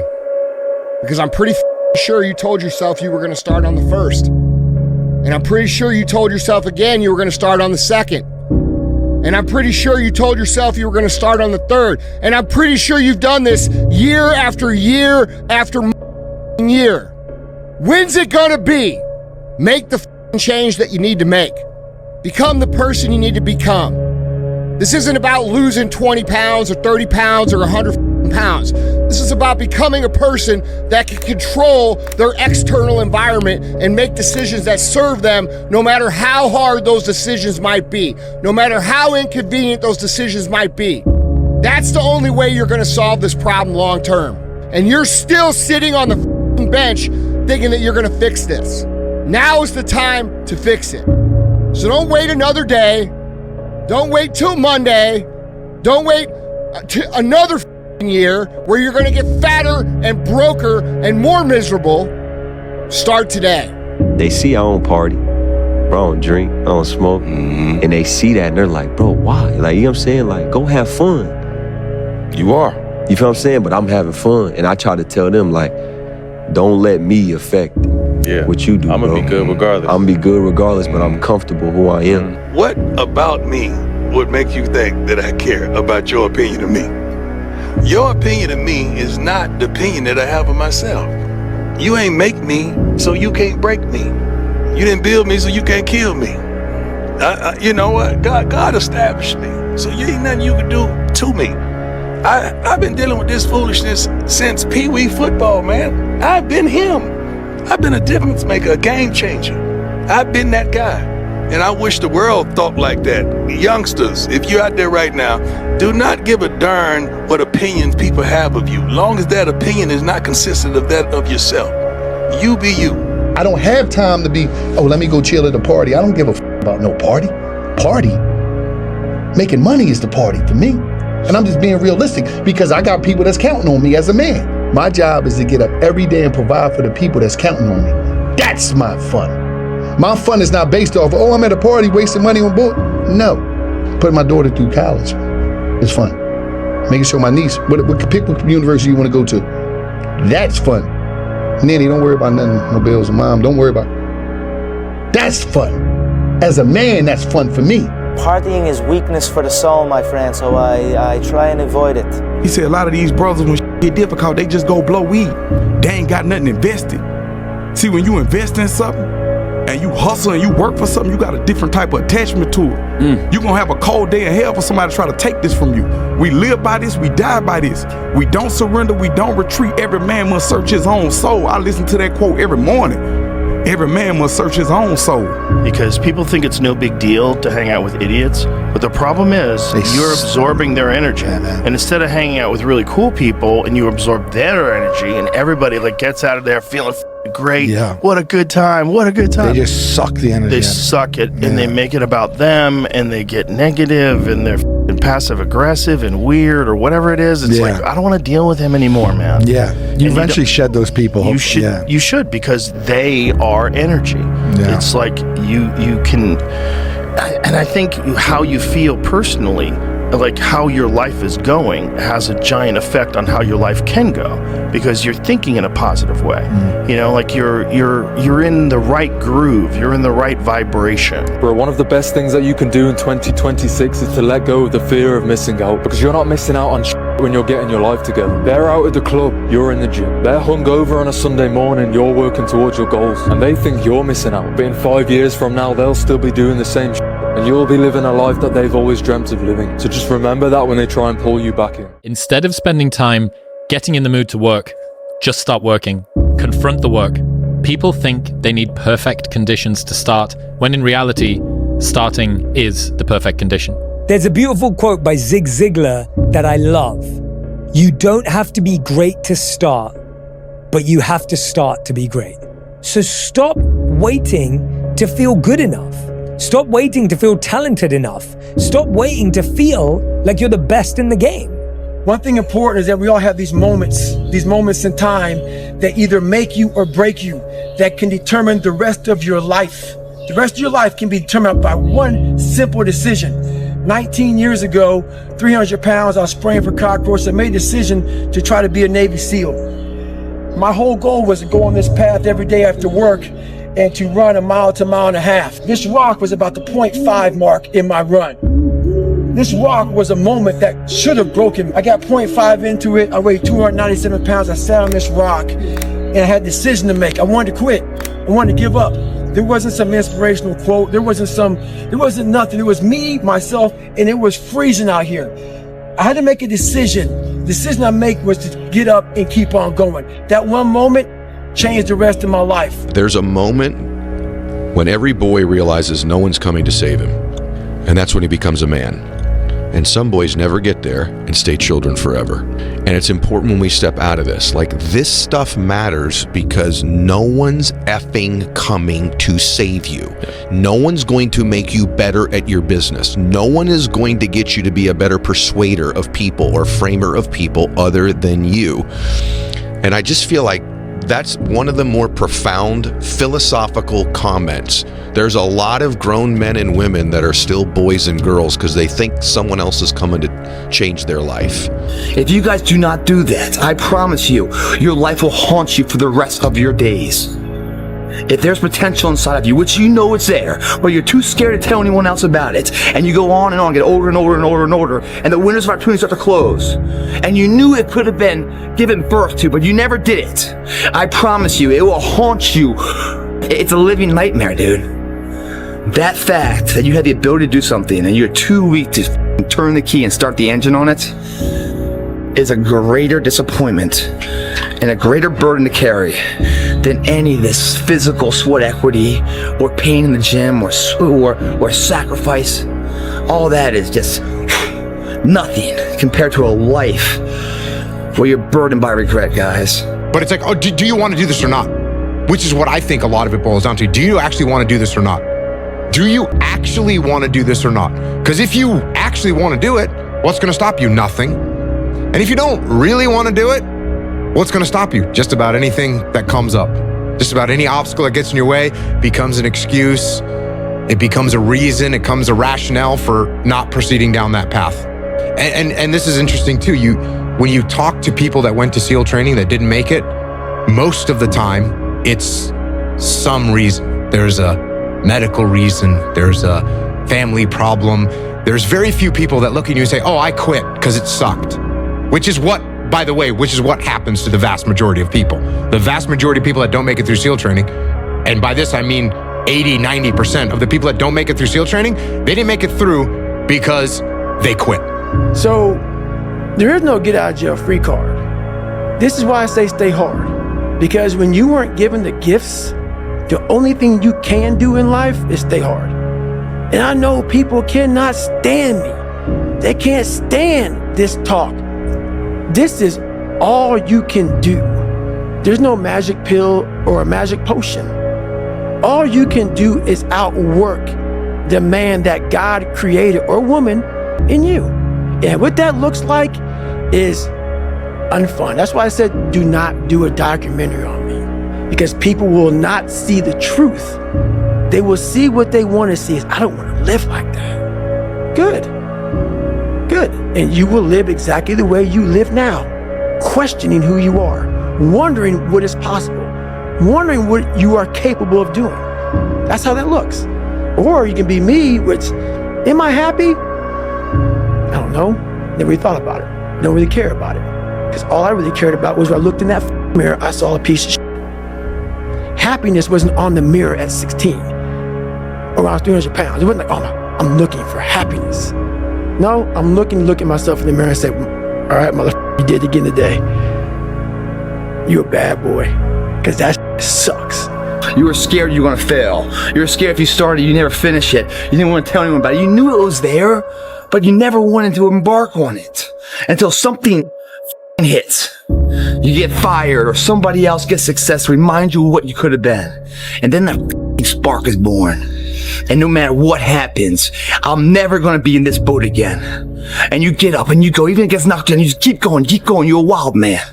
And life has never been so sweet. That can happen at an early age. It can happen at a later age. It's going to happen to somebody no matter what, it's going to happen to you. And when it does happen to you, thank your lucky stars that finally you're alive. You have to work hard. Everybody in this room knows if it's worth something to you, you got to put in the effort. And the tricky thing, as we know with social media, is you let people in a little bit, you let them in on what you want them to see, but at the end of the day, I always feel like social media may be the tip of the iceberg that you allow people to see, but it's everything underneath the water that they don't see. And I always like to say it's the work we put in when nobody's watching that really matters. It's easy, I think, when you go to work, you got a lot of people around, you galvanize everybody, you can feel the momentum and the energy start to go.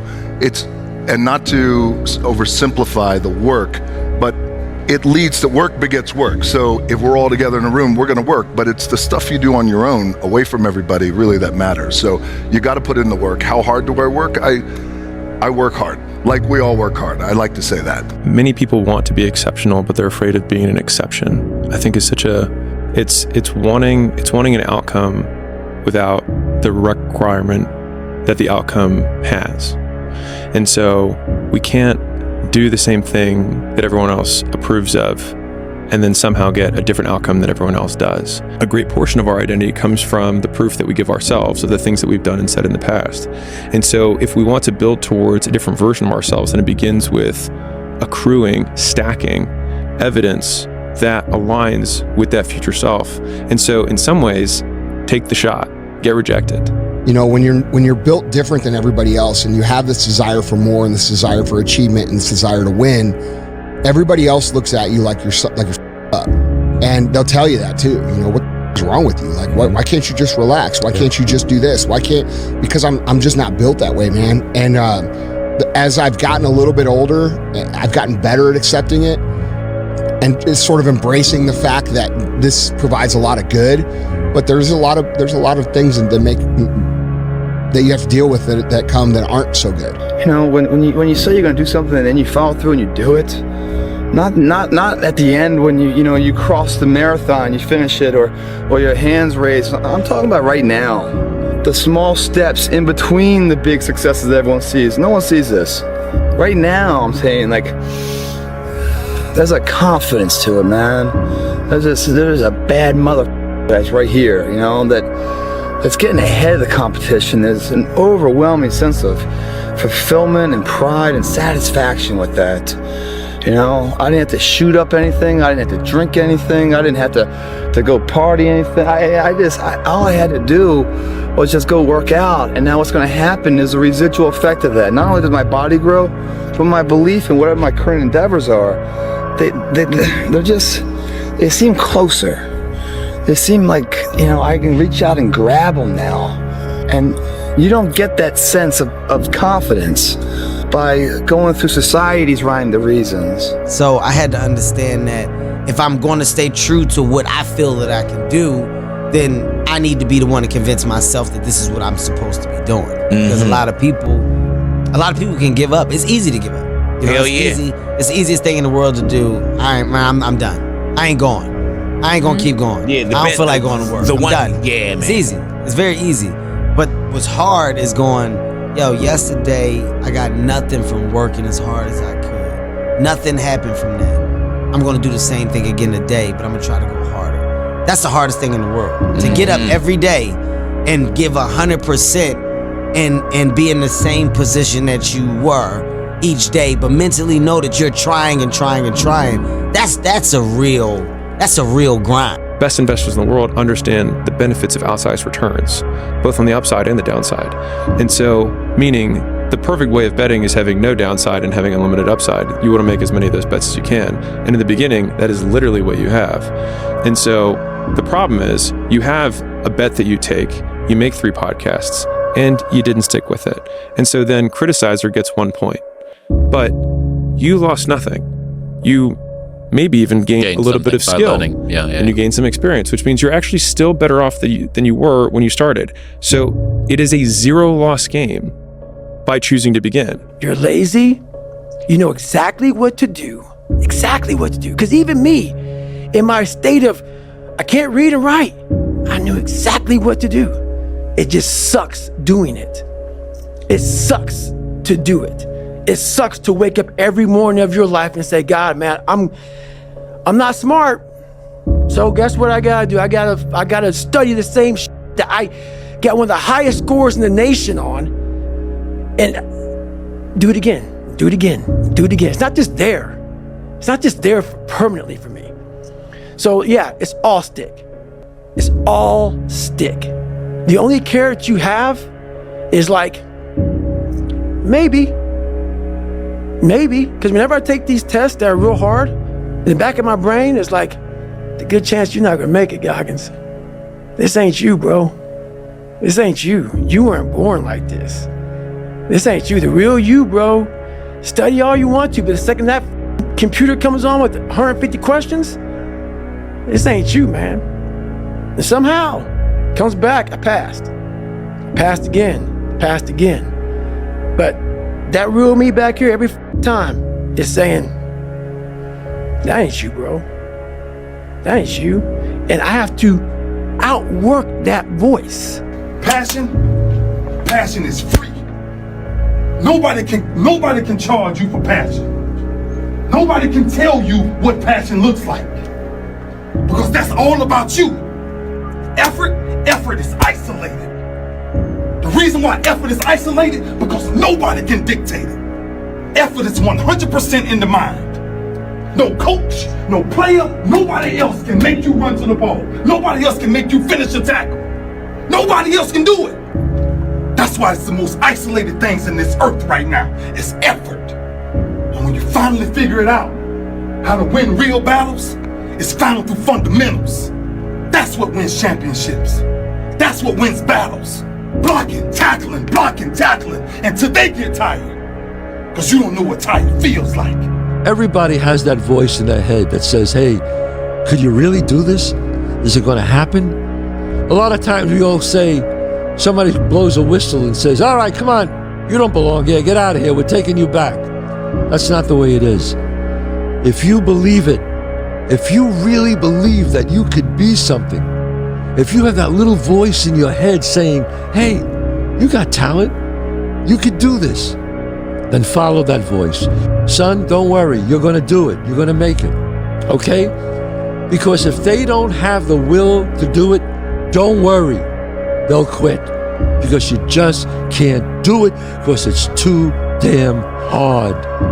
It really is. And I said to myself, okay, what are you going to give up? What are you going to sacrifice? What are you willing to forgo? Everything. How bad do you want this? If it's as bad as you want to live or breathe or sleep, whatever the hell it may be, I can work with you. But a lot of people, most people don't want it that badly, which is why they always ask the question, man, how did you get to where you are? You know how to do it. You know exactly how to be you or how to be me. You don't want to do it. So I can't make you do it. And nor do I have the time or energy to force you into that place that I know you have to be to do it. There's no luck in this game, man. It may be a little bit of luck, but the luck happens after you bust your ass and you put yourself in that lucky situation. Luck doesn't happen. You put yourself in that situation where luck might happen. And that's what people don't know.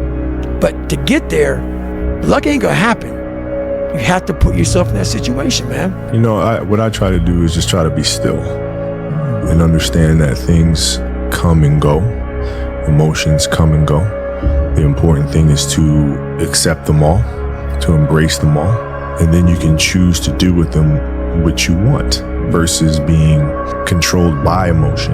You know, a lot of times I've seen players, even myself, you know, when I was younger, being consumed by a particular fear, and to the point where you're saying, okay, nah, it's not good to feel fear. I shouldn't be nervous in the situation. Like, nah. And it does nothing but grow. Versus stepping back and saying, yeah, I am nervous about the situation. Yeah, I am fearful about the situation. But what am I afraid of? And then you kind of unpack it. And then it gives you the ability to look at it for really what it is, which is nothing more than your imagination running its course, you know? If you need to perform, you need to be very, very humble. And like, if I've got an event that I've got to do, I've got a mission that I've got to do, I've got to train, I've got to prepare, I've got to plan. And all of that is driven from humility, right? I don't think I'm ready, so I'm gonna prepare more. I'm gonna rehearse more. I'm not thinking clearly about what the enemy will do, so I need to come up with a better plan. Like, I'm gonna be very humble, and I'm gonna therefore prepare very hard and very extensively. But at the moment I put my night vision goggles on and I lower them down over my eyes, there's like a switch that goes off that I am 100% gonna win. If this room is completely dark, I am alone. Even if somewhere behind there, I see a spark of light, I see a spark of hope, which is behind there. Yeah, but for me, experiencing here, there is still the gap of darkness in between me and the spark of hope. So around me, for me, it's dark. And I don't have anybody left and right from me. So, and in this picture, meanwhile, I really think to build yourself up, to have a certain amount of responsibility for yourself. This is why I'm emphasizing all the time in all of these years, make yourself strong. Make yourself strong. We all want peace, yes. But here, in our place, we not just want to have peace. peaceful and strong. This combination I prefer better. It's time to unwrap the potential you can be. Superior, man. It's within you. It's within every single one of us. And the people that have risen to that level were no different than any one of us. It's just they believed it and they were willing to work their ass off to get it. It wasn't about the potential. It wasn't about the genetics. It was about the perseverance. And it wasn't about being the hardest worker in the room. That's what got them there. And it didn't happen overnight. They got knocked down more than they ever stood up. But they kept going and kept going and kept going and kept going, because what else is the alternative? To be average again. That sucks, man. And it really sucks. There's never been more opportunity than there is right now. If you're a savage and you get out there and you grind hard and you want it bad enough, you can run all these guys over, man. On one given night, if you worked hard enough, if you dreamed big enough, if you were tough enough and you made yourself tough enough, you sacrificed enough, you became polished and savvy enough and technically equipped to do things that you had, then you learned those things and you just worked yourself to the bone. No matter where you came from, no matter what part of the world, no matter who your parents were, no matter what your poverty level may have been, may not have been, no matter what you had, what you didn't have, no matter what people had told you, didn't tell you, all of that. If you made yourself and took advantage of that opportunity and got yourself ready, and you were ready to behave like a champion. Of course you can say, why? If you practice martial art with all of the passion that you have and other people also have passion, then the group becomes stronger. It makes it easier for you to stay on this field. It is one perspective, yes. But self-mastery, mastering something, is always about yourself.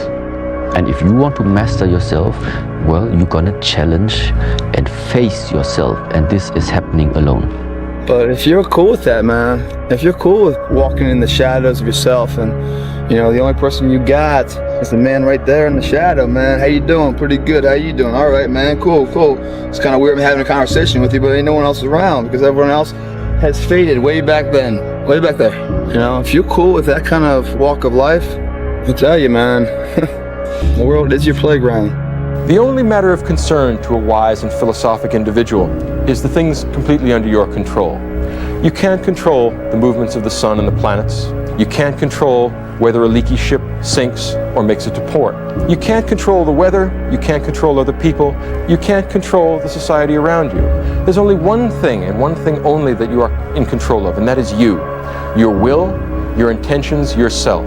In other words, the wise man, the truly philosophical man, is the man who is entirely in control of his own soul, who takes utter and complete moral responsibility for his actions, and is indifferent to everything else, not because he doesn't care about other people, not because he doesn't care about the felicity of the entire human species, but because it's not under his control.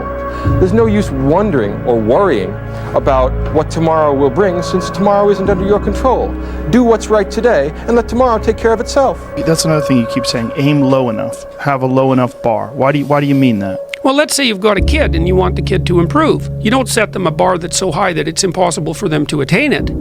You take a look at the kid and you think, okay, this kid's got this range of skill. Here's a challenge we can throw at him or her that exceeds their current level of skill, but gives them a reasonable probability of success. And so, like, I'm saying it tongue-in-cheek to some degree, you know, it's like, but I'm doing it as an aid to humility. It's like, well, I don't know how to start improving my life. Someone might say that. And I would say, well, you're not aiming low enough. There's something you could do that you are regarding as trivial, that you could do, that you would do, that would result in an actual improvement. But it's not a big enough improvement for you, so you won't lower yourself enough to take the opportunity. And so, like, if you want to do something that most people can't do, literally just extend the time horizon on the things that most people can't weather. Like, there's so much opportunity on the other side of being willing to persist for an extended period of time on the correct path without getting positive reinforcement from your environment. And the longer you can stick with something without that positive feedback loop in terms of the big external thing, the easier the opportunities are because so few people can pursue them. Think of that, guys. When you guys are saying you're doing everything right and you're giving it your all, come on. Your all's a lot more than you know. You got more inside of you to give. Stop selling yourself so short. There's days where I'm like, you know what? I really don't want to do this today. And I'm like, oh, hang on. So I started making these mixtapes with all of these hate messages about people talking shit. And it became such a source of fuel that it was amazing, because I know why you hate me. You hate me because you're probably in the bed right now. You're probably an underachiever. You're probably somebody who doesn't want to do anything with your life. So I make you question everything about yourself. So I'm going to continue making you question yourself by coming out here and being even more successful. If you're out there looking to promote something, you have to embrace the negativity, because the negative people are so loony, they're so batshit nuts, that these people will stay on there all day fighting with everybody to make it, and it kicks you up into the algorithm and actually makes your post act more popular. You know, this is what a lot of these big corporations don't understand. Like, these big corporations we want to get into social media and everything else. Well, you better get ready for some negativity. Yeah. But most of them can't handle negativity, so they try to stay away from it. We live in a hard world. People are mean, and people say mean things, and people do mean things. That's been that way since the beginning of time, and it's never going to change. So either toughen up or go hide somewhere. Just get out of the way. Time to go home, get some sleep. And the sleep I get, by the way, I've earned. I'll be dead asleep in no time. But I'll wake up mentally clear, confident, excited to redo this again tomorrow. Day in and day out, we create the destiny. Champions are never born, guys. They're created. I think people don't do very much. I think people do a lot of talking about doing, and not a lot of doing. And I think it's the doing that does everything. And I think that's and whether it's lack of motivation, lack of focus, lack of 100 different things, it just comes down to number of actions taken per unit of time. And I think the vast majority of people just wildly underestimate the volume that's required. What do you want in your life? We have so much influence coming at us that we are so lost. We don't know what we want to do because we don't spend enough time with ourselves. You have to learn to shut off a phone, shut off a computer, shut off a TV. And it's okay to sit in a room by yourself in a chair and just think about you, where I want to be, where do I see myself tomorrow, the next year from that. And it takes a lot of self-discipline to be able to do that nowadays, because you want to be so attached to everything. You want to be so caught up with the world. The world's moving too fast. The world's moving so fast that you're trying to keep up to the point where you lose yourself in the world. Everything starts to corrupt your mind. You start to look around too much at other people and what they're doing, and that starts to corrupt your own dialogue. We are judging ourselves against too many people. You have to judge yourself against yourself. And that's the one thing I started learning, man. This isn't a race against me and Rich Roll. This is a race against David Goggins and David Goggins alone. And once you can silence all that all the outside interference and things that are attracting your mind to everything, you can then start to grow and realizing, I'm stressed out for no reason. This is my own little race. This is my own timeline, and this is how I'm gonna run it. So every single day, I'm literally going with my mind and I'm painting. I'm creating this masterpiece. And the masterpiece is always myself. But to do that, you cannot have any distractions. Because if you're talking to an artist and he's trying to think about the next painting, he can't. So it's impossible to listen to you and listen to what your mind and body are telling you we must do. People don't do enough of. They don't do any of it. They don't have passion. They lack passion, drive, determination because you haven't spent time with yourself. Your mind will tell you what is next. So what do you do with the people who just are lazy and they don't want to help themselves? Yeah. And they're there. They are not lazy. They're lost. Lazy is a symptom. The source of the laziness is they're lost. If you take that and you realize that day in and day out, you have no clarity for the direction of your life or a clarity of how to solve a problem in your life, you will naturally press the emergency brake. And then when you're confronted with no way out, you panic, And then after prolonged panic, guess what happens? Helplessness. I'm stuck. I no longer am panicked because my body is adjusted to the original fear. Now I'm just in prison. And I think that's what's going on emotionally is they appear lazy. Well, of course they look lazy. They have no gumption. They have no direction. And so what do? They just stay put. And I think it's a depressive state. So the answer then is clarity. This took me like 30 years to figure out, and I figured it out on this tour. There's a lot of potential you locked in your genetic code. And then if you put yourself in a new situation, then the stress, that's the situational stress that's produced by that particular situation, unlocks those genes and then builds new parts of you. And so that's very cool, because who knows how much there is locked inside of you. Now, one of the things I recommend to young people, especially true for people in their 20s, is that you should push yourself beyond your limits of tolerance in your 20s to find out where it is. How much can you work? How disciplined can you become? Like, can you work 12 hours a day? Can you work 8 hours a day? Can you work 3 hours a day? Like, flat out. Where's your limit? And how much work can you do, and how much socialization? You should find out. Push yourself past and then back off to that point where it's optimally sustainable. So many people, they want to go somewhere, but they don't want to move. What do they expect? They expect us to pick them up and carry them there?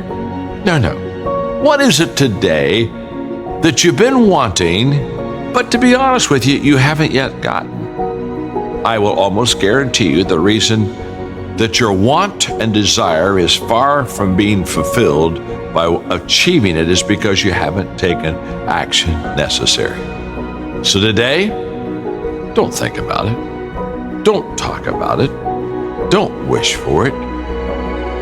Go for it. Dive, move, start, act. Trust me, it's the only way to get there. If you knew you couldn't fail, what would you want to do? It's such a big question, but such a useful one. It has this elemental simplicity to it. But, if you knew you could not fail, what would you want to do? Because people don't even allow themselves to play. If we think about what play is doing something without fearing consequences. Let's just do this as a game. Children know how to play because they're not so scared of consequences. So they'll just give it a shot. And a good adult life does require us to rediscover that freedom of playing. And the way in which we do it is we think, if everything went wrong, if everything went wrong, it would still be okay. And what about the idea of thinking, this could go right? There couldn't be any, massive consequences.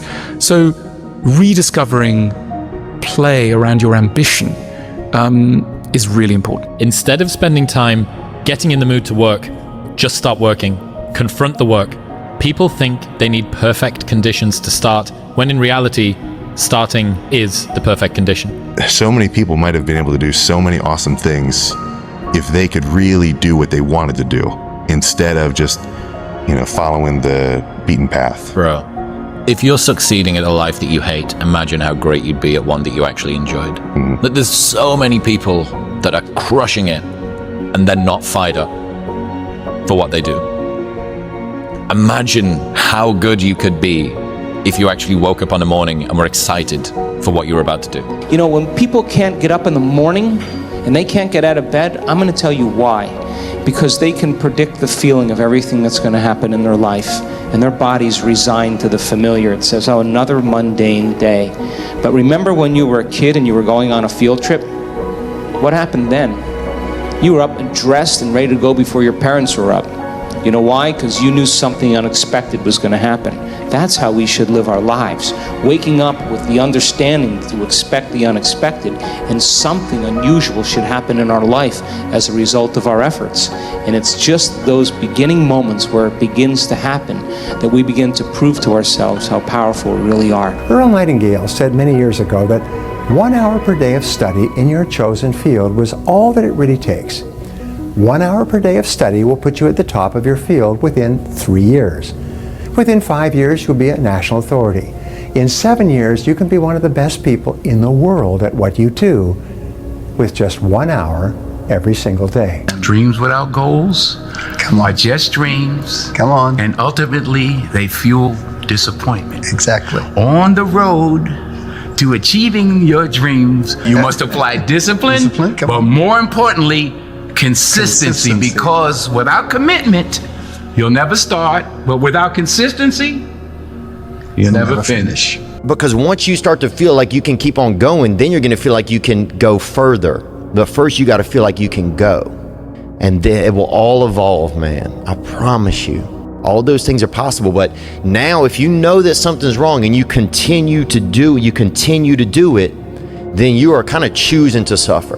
Please don't be lazy. Some people have the look, the intelligence, the talent. Some people really have that, but they don't go nowhere because they're lazy. Don't be lazy. Don't just be, oh, your parents are this and that. No, be your own person. Be your own human. Be something. Be something. Be something that you could be proud of. Stay focused on what really matters. There will be times when your resolve to serve humanity will be tested. Be prepared.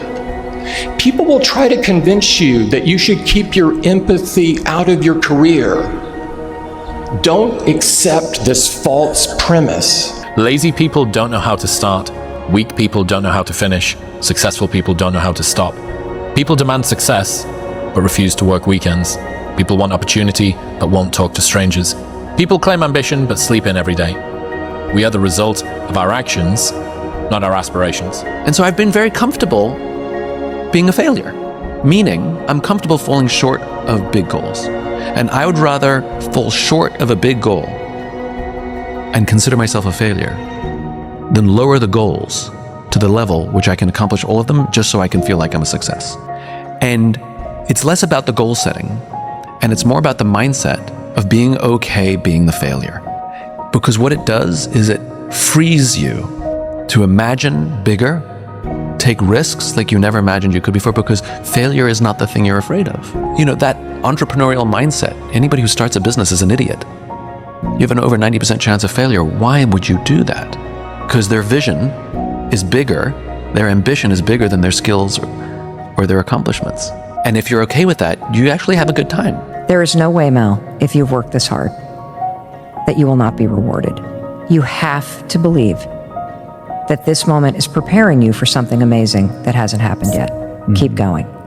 You have to believe that this moment is preparing you for something amazing that hasn't happened yet. Keep going.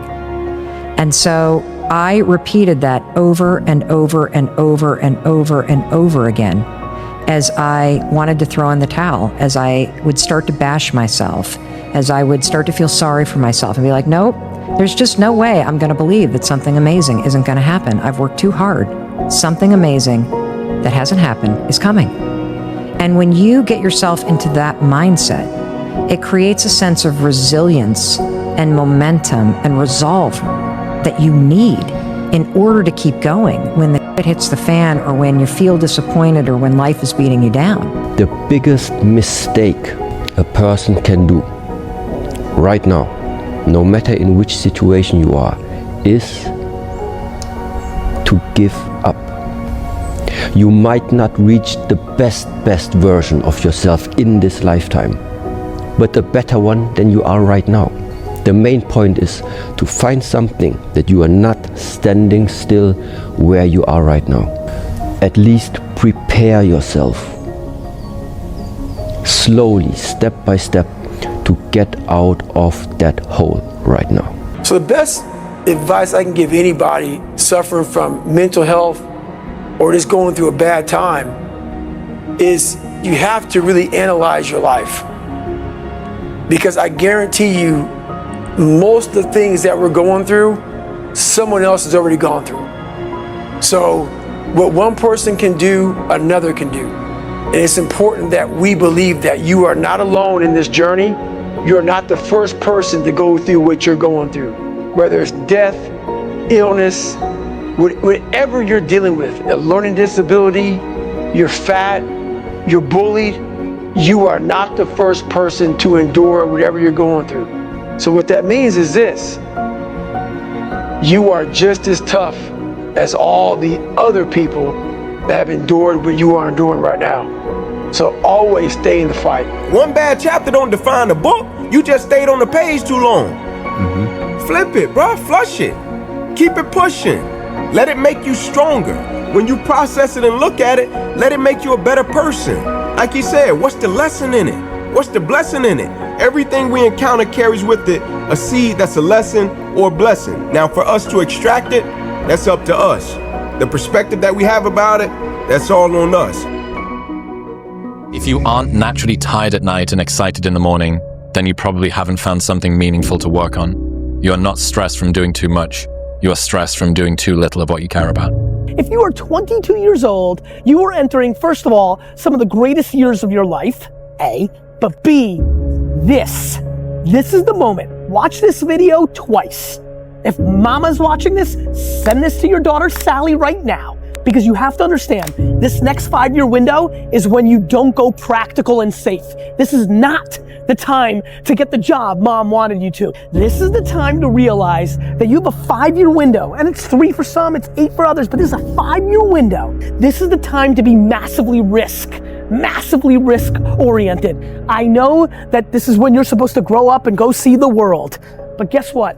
The world isn't what mommy and daddy told you. The world is exactly going to be what it's going to be, with or without the way you thought it was gonna be. A ton of is gonna change. The world changes every goddamn day. Right now, what you need to recognize is you can afford to.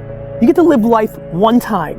When you are in your early 20s, this is when you can grind at your highest levels. And not all of you, I'm sure somebody will leave a comment and say, I've got a loan. I get it, respect. But that loan is gonna be there whether you go and try to build something for yourself or not, one way or the other. And by the way, you can work at night. This is when you put in the 18 hours a day to make your life that you want happen. You can't wait for everything to be perfect to start living your life. Because I've bet that's what I've done. My whole life has been like that. Inside of me, it has been, as soon as it's all lined up, I'm going to show you myself. As soon as I've got it all looking the way I want, I'm going to show up for you and for me. I'm never going to get to that where everything's okay, where everything looks a certain way. And in the meantime, I'm burning the best time I do have available. I'm burning that candle up. I'm burning this candle down, and I'm saying as soon as it gets bright enough or warm enough in here, I'm gonna show up. But the candle's getting smaller. The life you want is on the other side of a few hard conversations, and you're living a life you hate because you're too afraid to have them. People want this to be cut and dry. They want this to be easy. They want it to be quick. They want it to be painless. There's nothing easy, quick, and painless about being great at building anything in life, creating anything in life, becoming anything in life. You are going to suffer. It is going to be hard. It is going to take all of your energy. It's going to kick you in the face 1,000 times. You're going to be demoralized. You're going to be frustrated. You're going to be angry. You're going to be bitter sometimes. This is why it's so important to build yourself into someone who can execute regardless of what your mood is, regardless of what your circumstances is, because if you can execute when things are up and everybody else bails and everybody else quits, what kind of advantage does that give you over the long haul? It gives you a tremendous advantage. And if you can become the kind of person that cannot be stopped by outside circumstances or going through a tough time or being in a bad mood or being unmotivated, how can anyone beat that? Who can stop that? You want to reach your goal? How to reach the goal the quickest? Be focused with your energy. Meaning, be focused with the mind. Don't lose the goal from the mind. Whatever you do from the moment of waking up until the evening, whatever you do, keep the goal in the mind. This is the quickest way of making this goal become real. You're just robbing people. You're not even motivated yourself. Like I want to wake you up at 3 o'clock in the morning and go, come on man, we're going running. Like I want to see what you do when you're tired. Let me see how you push yourself. Come on man, get up again tomorrow, get up again tomorrow, get up again tomorrow, the next day, get up, keep going. How long can you maintain a positive attitude? Where's all this teaching? You're teaching people, you can't do it yourself. You need to show people that you could do it. You need to put yourself in uncomfortable situations and uncomfortable scenarios, okay? If you do easy things, you will have a hard life.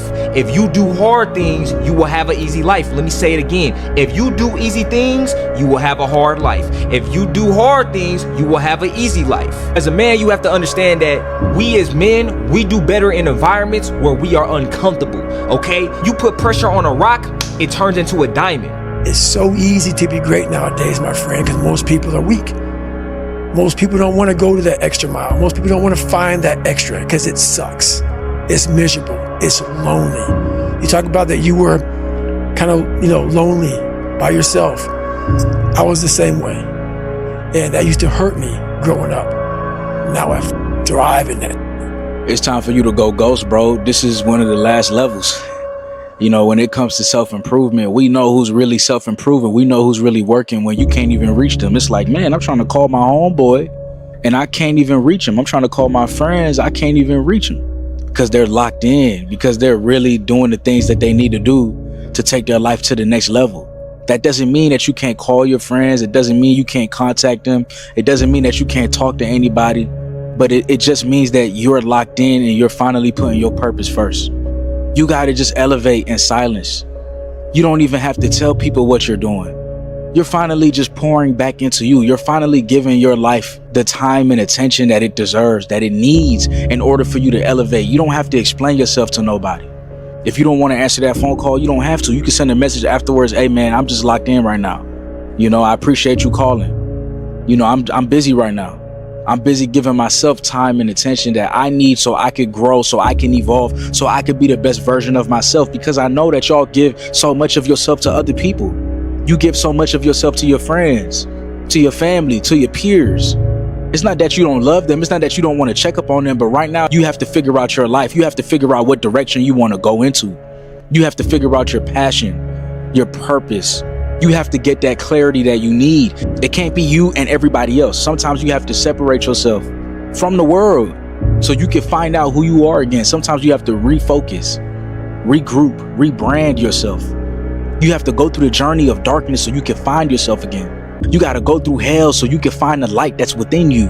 Going through these tough times, this darkness. You don't know when the end is coming, but you still need to fight like the second mouse who gets out, gets dried off, and gets put back in. And the only certainty that I can give you is that it's the same thing that every other mouse, every other person who got through that period went through.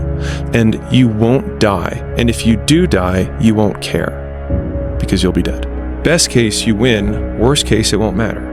When I wake up in the morning, I have got to be running towards the thing that I want to do and not walking towards it, not, I really don't feel like doing this, or God, why did I agree to do this, or why did I get into this business with somebody at such, I got to be running to it. I realize that if I'm able to do that, get up in the morning and run to it, then I'm in that place of joy and happiness.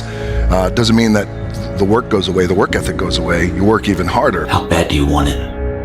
There's two options: to continue forward, pushing upward. And if you do, that dream is given birth, and forever you will live in the reality of it. If you stop, quit, throw in the towel, I promise you there's no distance you can travel far enough to ever find that dream again. For it is dead, and in its death, it's replaced by regret. But right now, it's your choice. If you play it safe, you're gonna exist. You only get to live when you take risks. Ain't no living in safety. You can't beat a man if you don't jump. Ain't nobody finna give you the championship. You don't win the title without coming to the fight. You don't win the fight without training. Every successful person I ever know has jumped. Why would you not? We don't want that person who's constantly challenging our weaknesses. We want that person who's constantly, making us feel nice and good and secure in ours. That's the mediocrity of life. We want to be the best amongst the average people. People wonder, how do you stay hungry all the time? Because after I accomplish something, I don't sit back like a lot of guys who graduate buds, graduate this, graduate that. They get comfortable. They wonder why I'm getting weak, man. I don't know, I lost my edge. What's going on? Because once you hit the top of the mountain, guess what happened? I'm good.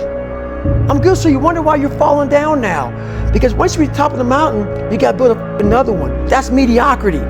There's a lot of people in mediocrity who have a nice resume, but they're one-timers, man. They hit a one-time deal, they busted it open, got a lot of money, but they're good. You're mediocre now, man. What are you doing today, tomorrow, the next day? That's why I'm listening to theorists. I don't listen to all that bull. I listen to a motherfucker who's like this, man. What's wrong, man? I'm tired, dude. Why are you tired? Because tomorrow, I gotta do the again, man. Whatever the shit is that made me nauseous and sick to my stomach, it made me hurt, there's no ending. And that's the person I listen to. That's the person who's gained knowledge. You gain knowledge through suffering. And on the other end of suffering is a world that very few have ever seen. It's a beautiful world, because that's where you find yourself. The ones who are confident, quiet in the room, it's like in a board meeting. The quiet ones will sit, and they're really the powerful ones in the meeting who make all the decisions. The quiet ones, the ones who are behind the scenes trying to hold you down, those are the ones who are chicken anyway, who will never come to you, you'll never see them. And I realized, instead of me trying to find them or try to figure out, well, who made that call and why did this happen, I thought, okay, I'll always remember the people who are good to me. And then I realized the person I compete with most is just me. It's you versus you. That's why I like to be isolated, and that's why this has helped me coming out here and being locked in an apartment on my own, building back up my leg, going from rehab to home, because there was no outsiders. It was isolation, it was visualization, it was motivation, and it was dedication. There was nothing else going on in my life, you know what I mean? To get to the pinnacle, it needs to be like that. It needs to be no outsiders. It needs to be, you need to have your team and your focus, and that's it. I don't need friends that aren't involved in this game, or that aren't on the same path, you know what I mean? Because it's just not, it doesn't make sense, and that is a demon that I need to conquer, you know what I mean? You know, you do your own thing, you know, especially when everyone else isn't doing it and they call you crazy or whatever else. Oh, you didn't hear, and people driving by being like, what the f is that guy doing up so late? Well, what's up so late mean? I don't know. It's the moments in life, the decisions you make on a moment-to-moment basis that add up to be the guy or not the guy. Tonight, I did something, you know, that I feel more of a guy. For me, who I am, my guy. You know, repeat that over and over and over again.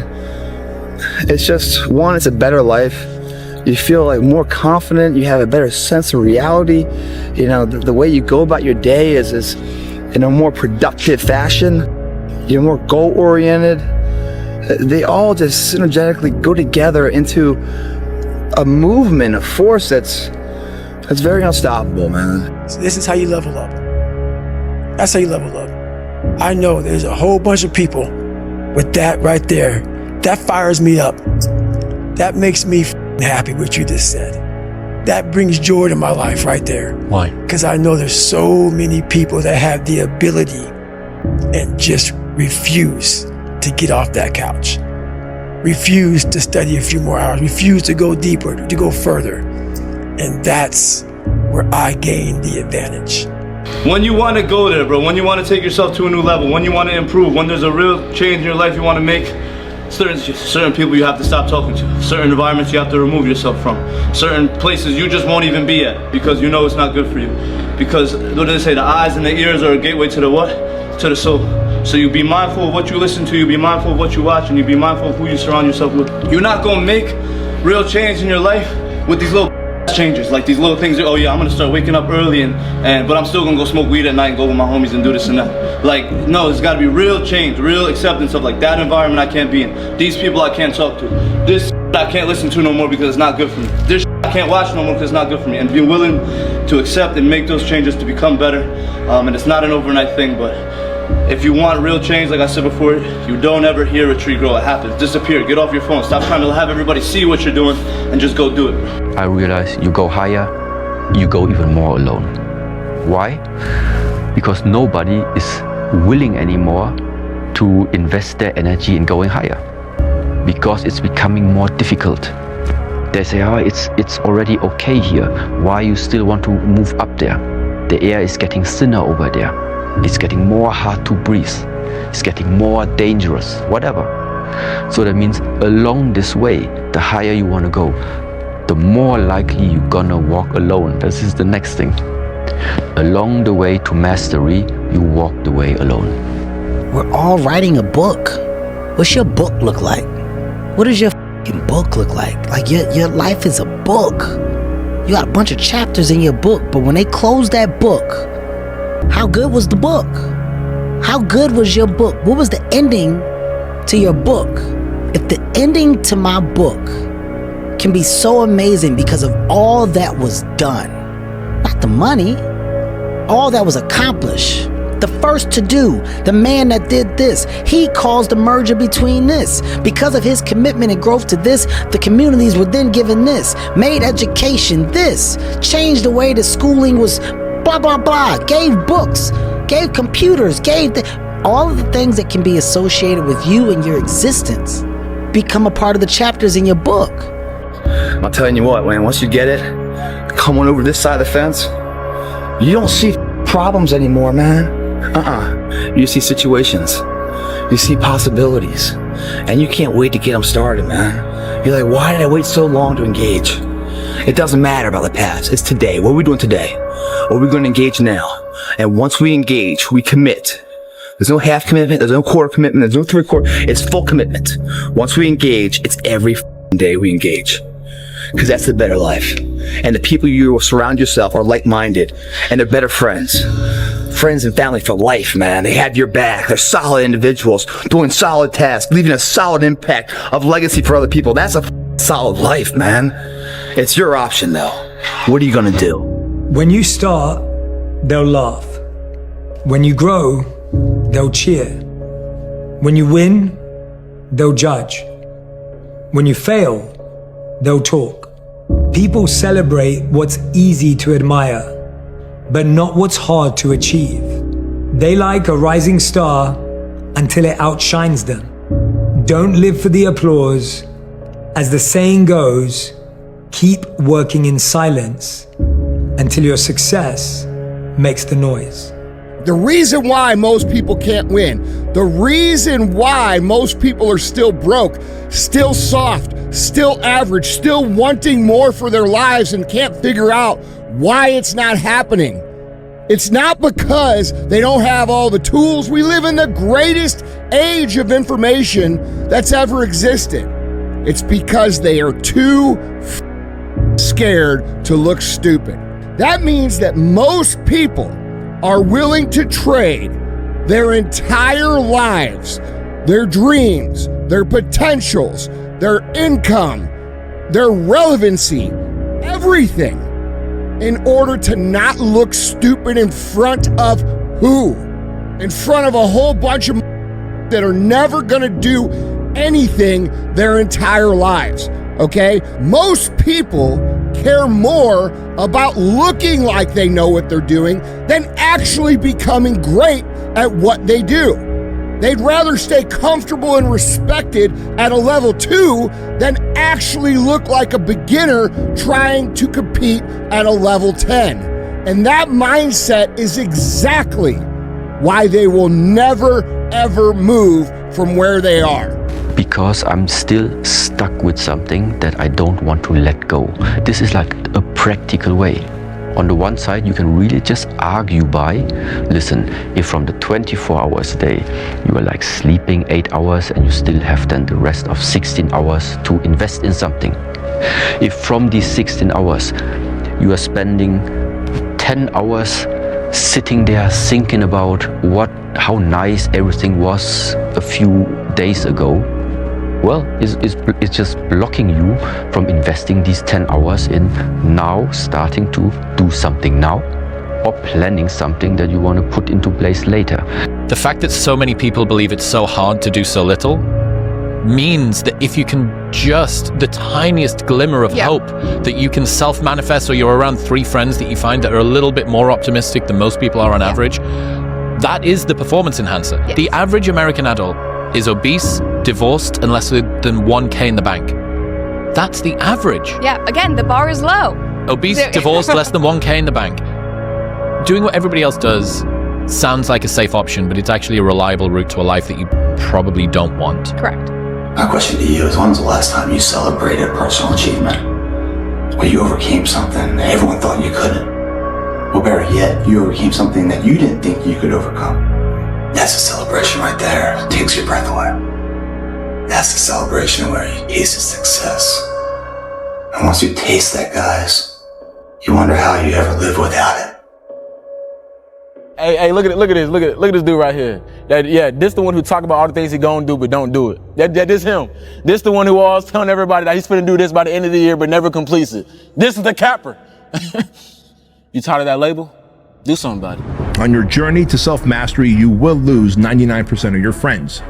Now, I know that sucks, especially if you're young. You think like, man, in high school we were tight. Now in college we're tight and we're hanging out. We're the boys. We're always doing the thing. But I'm telling you, the moment you truly decide to commit to self-mastery, to becoming your 2.0 self, to really elevating to the highest version of yourself, you will lose 99% of your friends. And the reason for that is you will scare them because they will not understand why you're so committed to self-development, self-actualization, making more money, becoming a better human, stopping the alcohol. You won't have things in common anymore.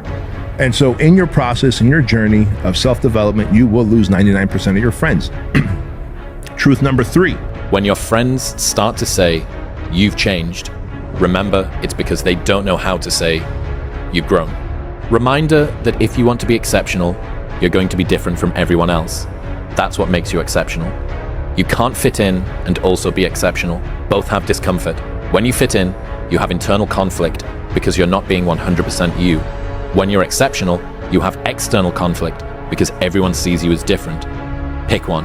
You can do two things. You can run and hide, curl up in a ball, and let the world just beat you to death, or you can dig your heels in. You figure out how to, you have to figure out yourself, and then you dig in and you fight. I literally, the day we got back from Mexico, I had a quote installed on my wall. It says, "May God have mercy upon my enemies, because I won't." Anything you want, you can get, period. And you gotta wake up and tell yourself that every single day. Look yourself in the mirror and tell yourself what you really want. You're the one. And when you realize that, I'm telling you, you're gonna be very powerful. Because you can control what you can control. The world is in your hands. And we're just waiting to see what you're gonna do with it.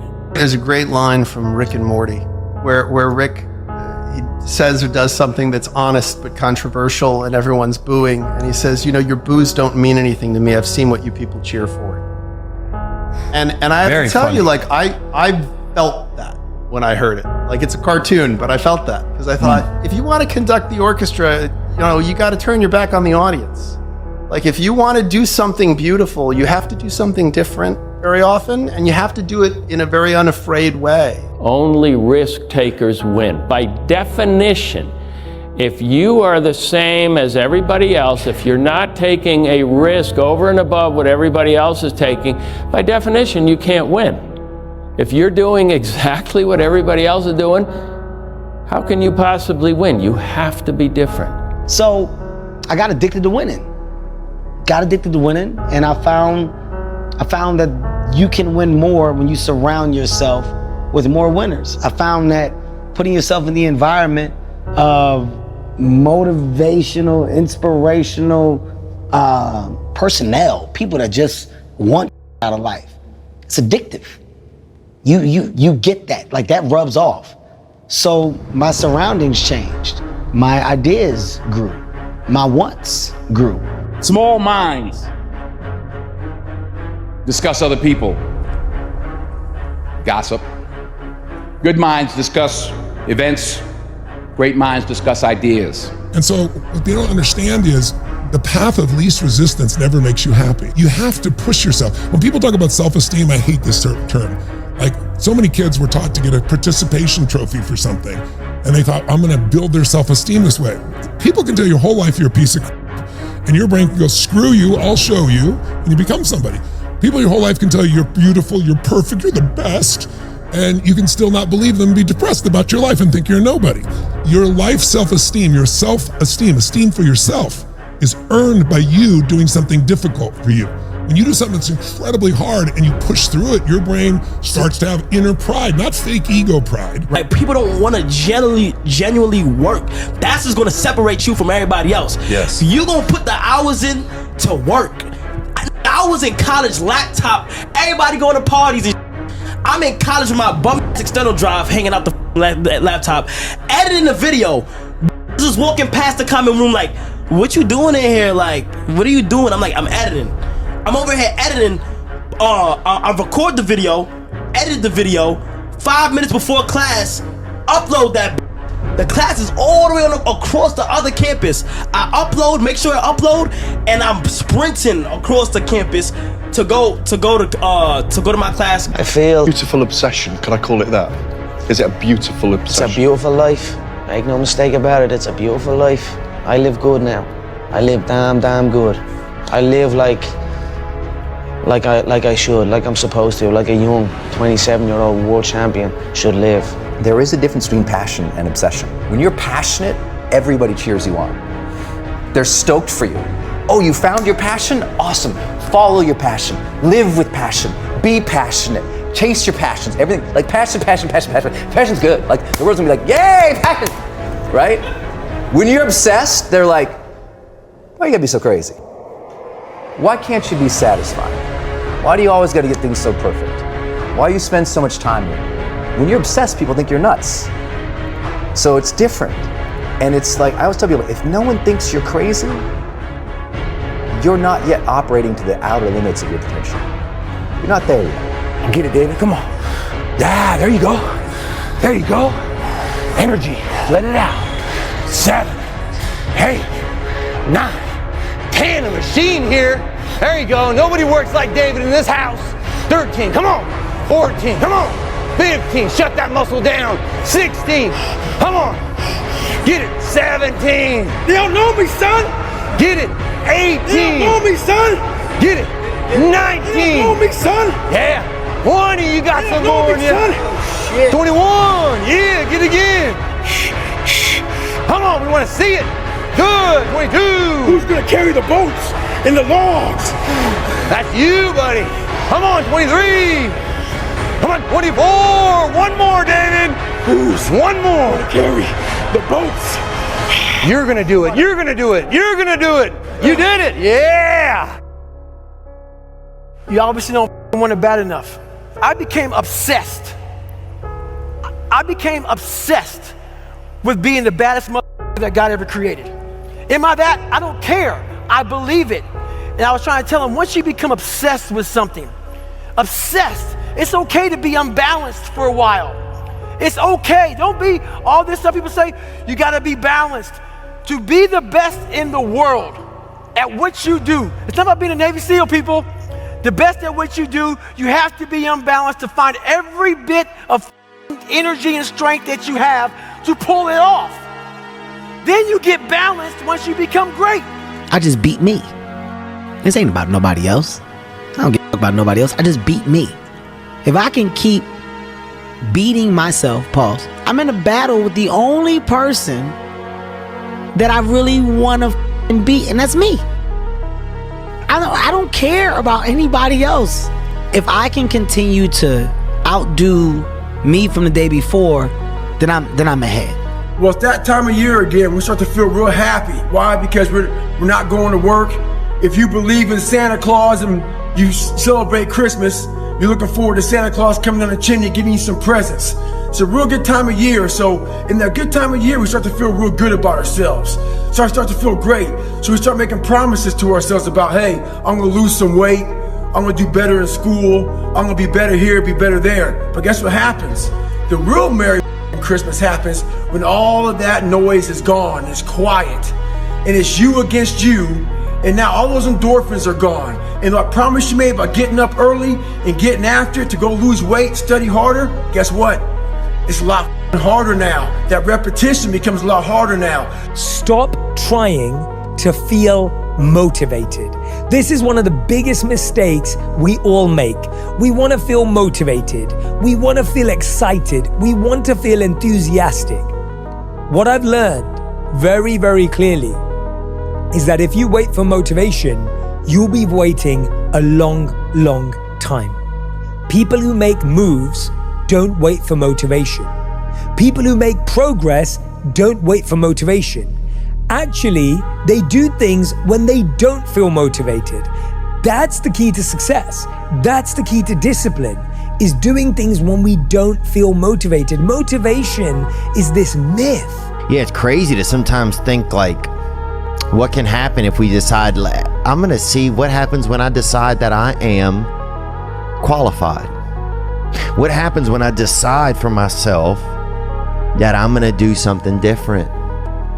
I'm gonna have setbacks, I know. But if I'm feeling bad, that doesn't mean I'm doing bad. That doesn't mean I am bad. That doesn't mean that I can't still take some action. Because yeah, nothing changes and nothing changes, man. Have to change some things or nothing will change. Sun don't stop for nobody, man. Sun don't stop. Sun gonna be up in the morning regardless.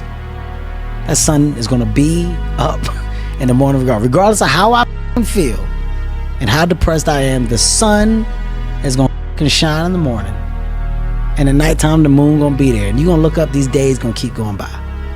So do you let the days go by and look up and you done wasted a year doing what? How much faster would you achieve your goals if it was just you and your goal? Not you and your goal and Netflix and video games and social media and friends you don't like and movies and shows and all these distractions that are splitting your attention in a million different directions. You can blame your lack of accomplishment on your friends, on your family, on this, on that. But the reality is, if it was just you and your goal and no other noise, no other distractions, I guarantee you would have nothing better to do than achieve your goal. So look around at your life and identify the things that take your attention away from the person you want to be and the things you want to accomplish, and remove that. Because if your goals are as important to you as you say they are, why would you voluntarily make it harder to achieve them? Viktor Frankl has this famous quote where he says, when a man can't find a deep sense of meaning, they distract themselves with pleasure. So Frankl is arguing that a lack of meaning causes people to seek temporary relief in superficial pursuits rather than addressing the underlying existential void. But there is another group who suffer with the opposite problem, and this is Frankl's inverse law. When a man can't find a deep sense of pleasure, they distract themselves with meaning. The reason you feel temptation for certain things and certain sins is very specific to what you're supposed to do. If you have the urge to smoke or damage your lungs, it's because your voice was meant to worship and be heard, and the enemy is trying to silence you. If you have crippling self-doubt and insecurity, it's because you are meant to lead and inspire. If you weren't dangerous to darkness, it wouldn't try to mute your confidence. If you have constant distraction or procrastination, it's because you carry strategy, vision, and ideas from heaven. The enemy delays you because he can't stop you, only you can. If you have an addiction to lust or pornography, it's because you carry a deep capacity for intimacy, covenant, and healing. Perverting love is how Satan prevents true restoration. If you have fear of rejection or abandonment, it's because you carry a spirit of belonging and reconciliation. You were made to gather the outcast, so he tries to make you feel like one. I believe God's going, I need your hands on the wheel, man. Hey, you're steering this, okay? Don't just rely on fate. Too many people doing that, man. Fully in self-reliance. It's on me. Everything. How does one convince themselves that what they're doing and working on is worth it? The question of worth it is reliant on an outcome. We don't make these things for an outcome. It's not the mindset to make something great. The outcome happens. You're making the best thing you can make. It's a devotional practice. Whatever happens after that happens, and that part that happens after it is completely out of your control. Putting any energy into that part that's out of your control is a waste of time. All it does is undermine your work. Your work is to make the best thing you can. So any thought you have about outcome undermines the whole thing. And I'll say, it's okay to think about outcome after you've finished the thing you're making. Once you've made it, then you can say, what can I do to turn people on to this? But in the making of it, it's premature. Talk to that young person out there. They're facing a lot of rejection in their career, their business. They're worried about what other people think about them. What would your message be to them? In the words of my grandmother, when you're born, you look like your parents, but when you die, you look like your decisions. Every decision that you make is a domino effect on your life. It's not what is in front of you. It's what is behind you, the things that you've already went through to get to where you're at. And normally, when you're just about ready to blow, right? When you get just about ready to succeed, it gets harder and harder. Success is like riding a bike. It's enthusiastic when you first start, and when you get up that hill, it gets a little harder, so keep grinding. If you cannot write down right now on a piece of paper, this is what I want. If you can't list them, this is what I want, then you can't have it. Because your mind will get for you what you want, but you have to feed it a vision of what you're looking for.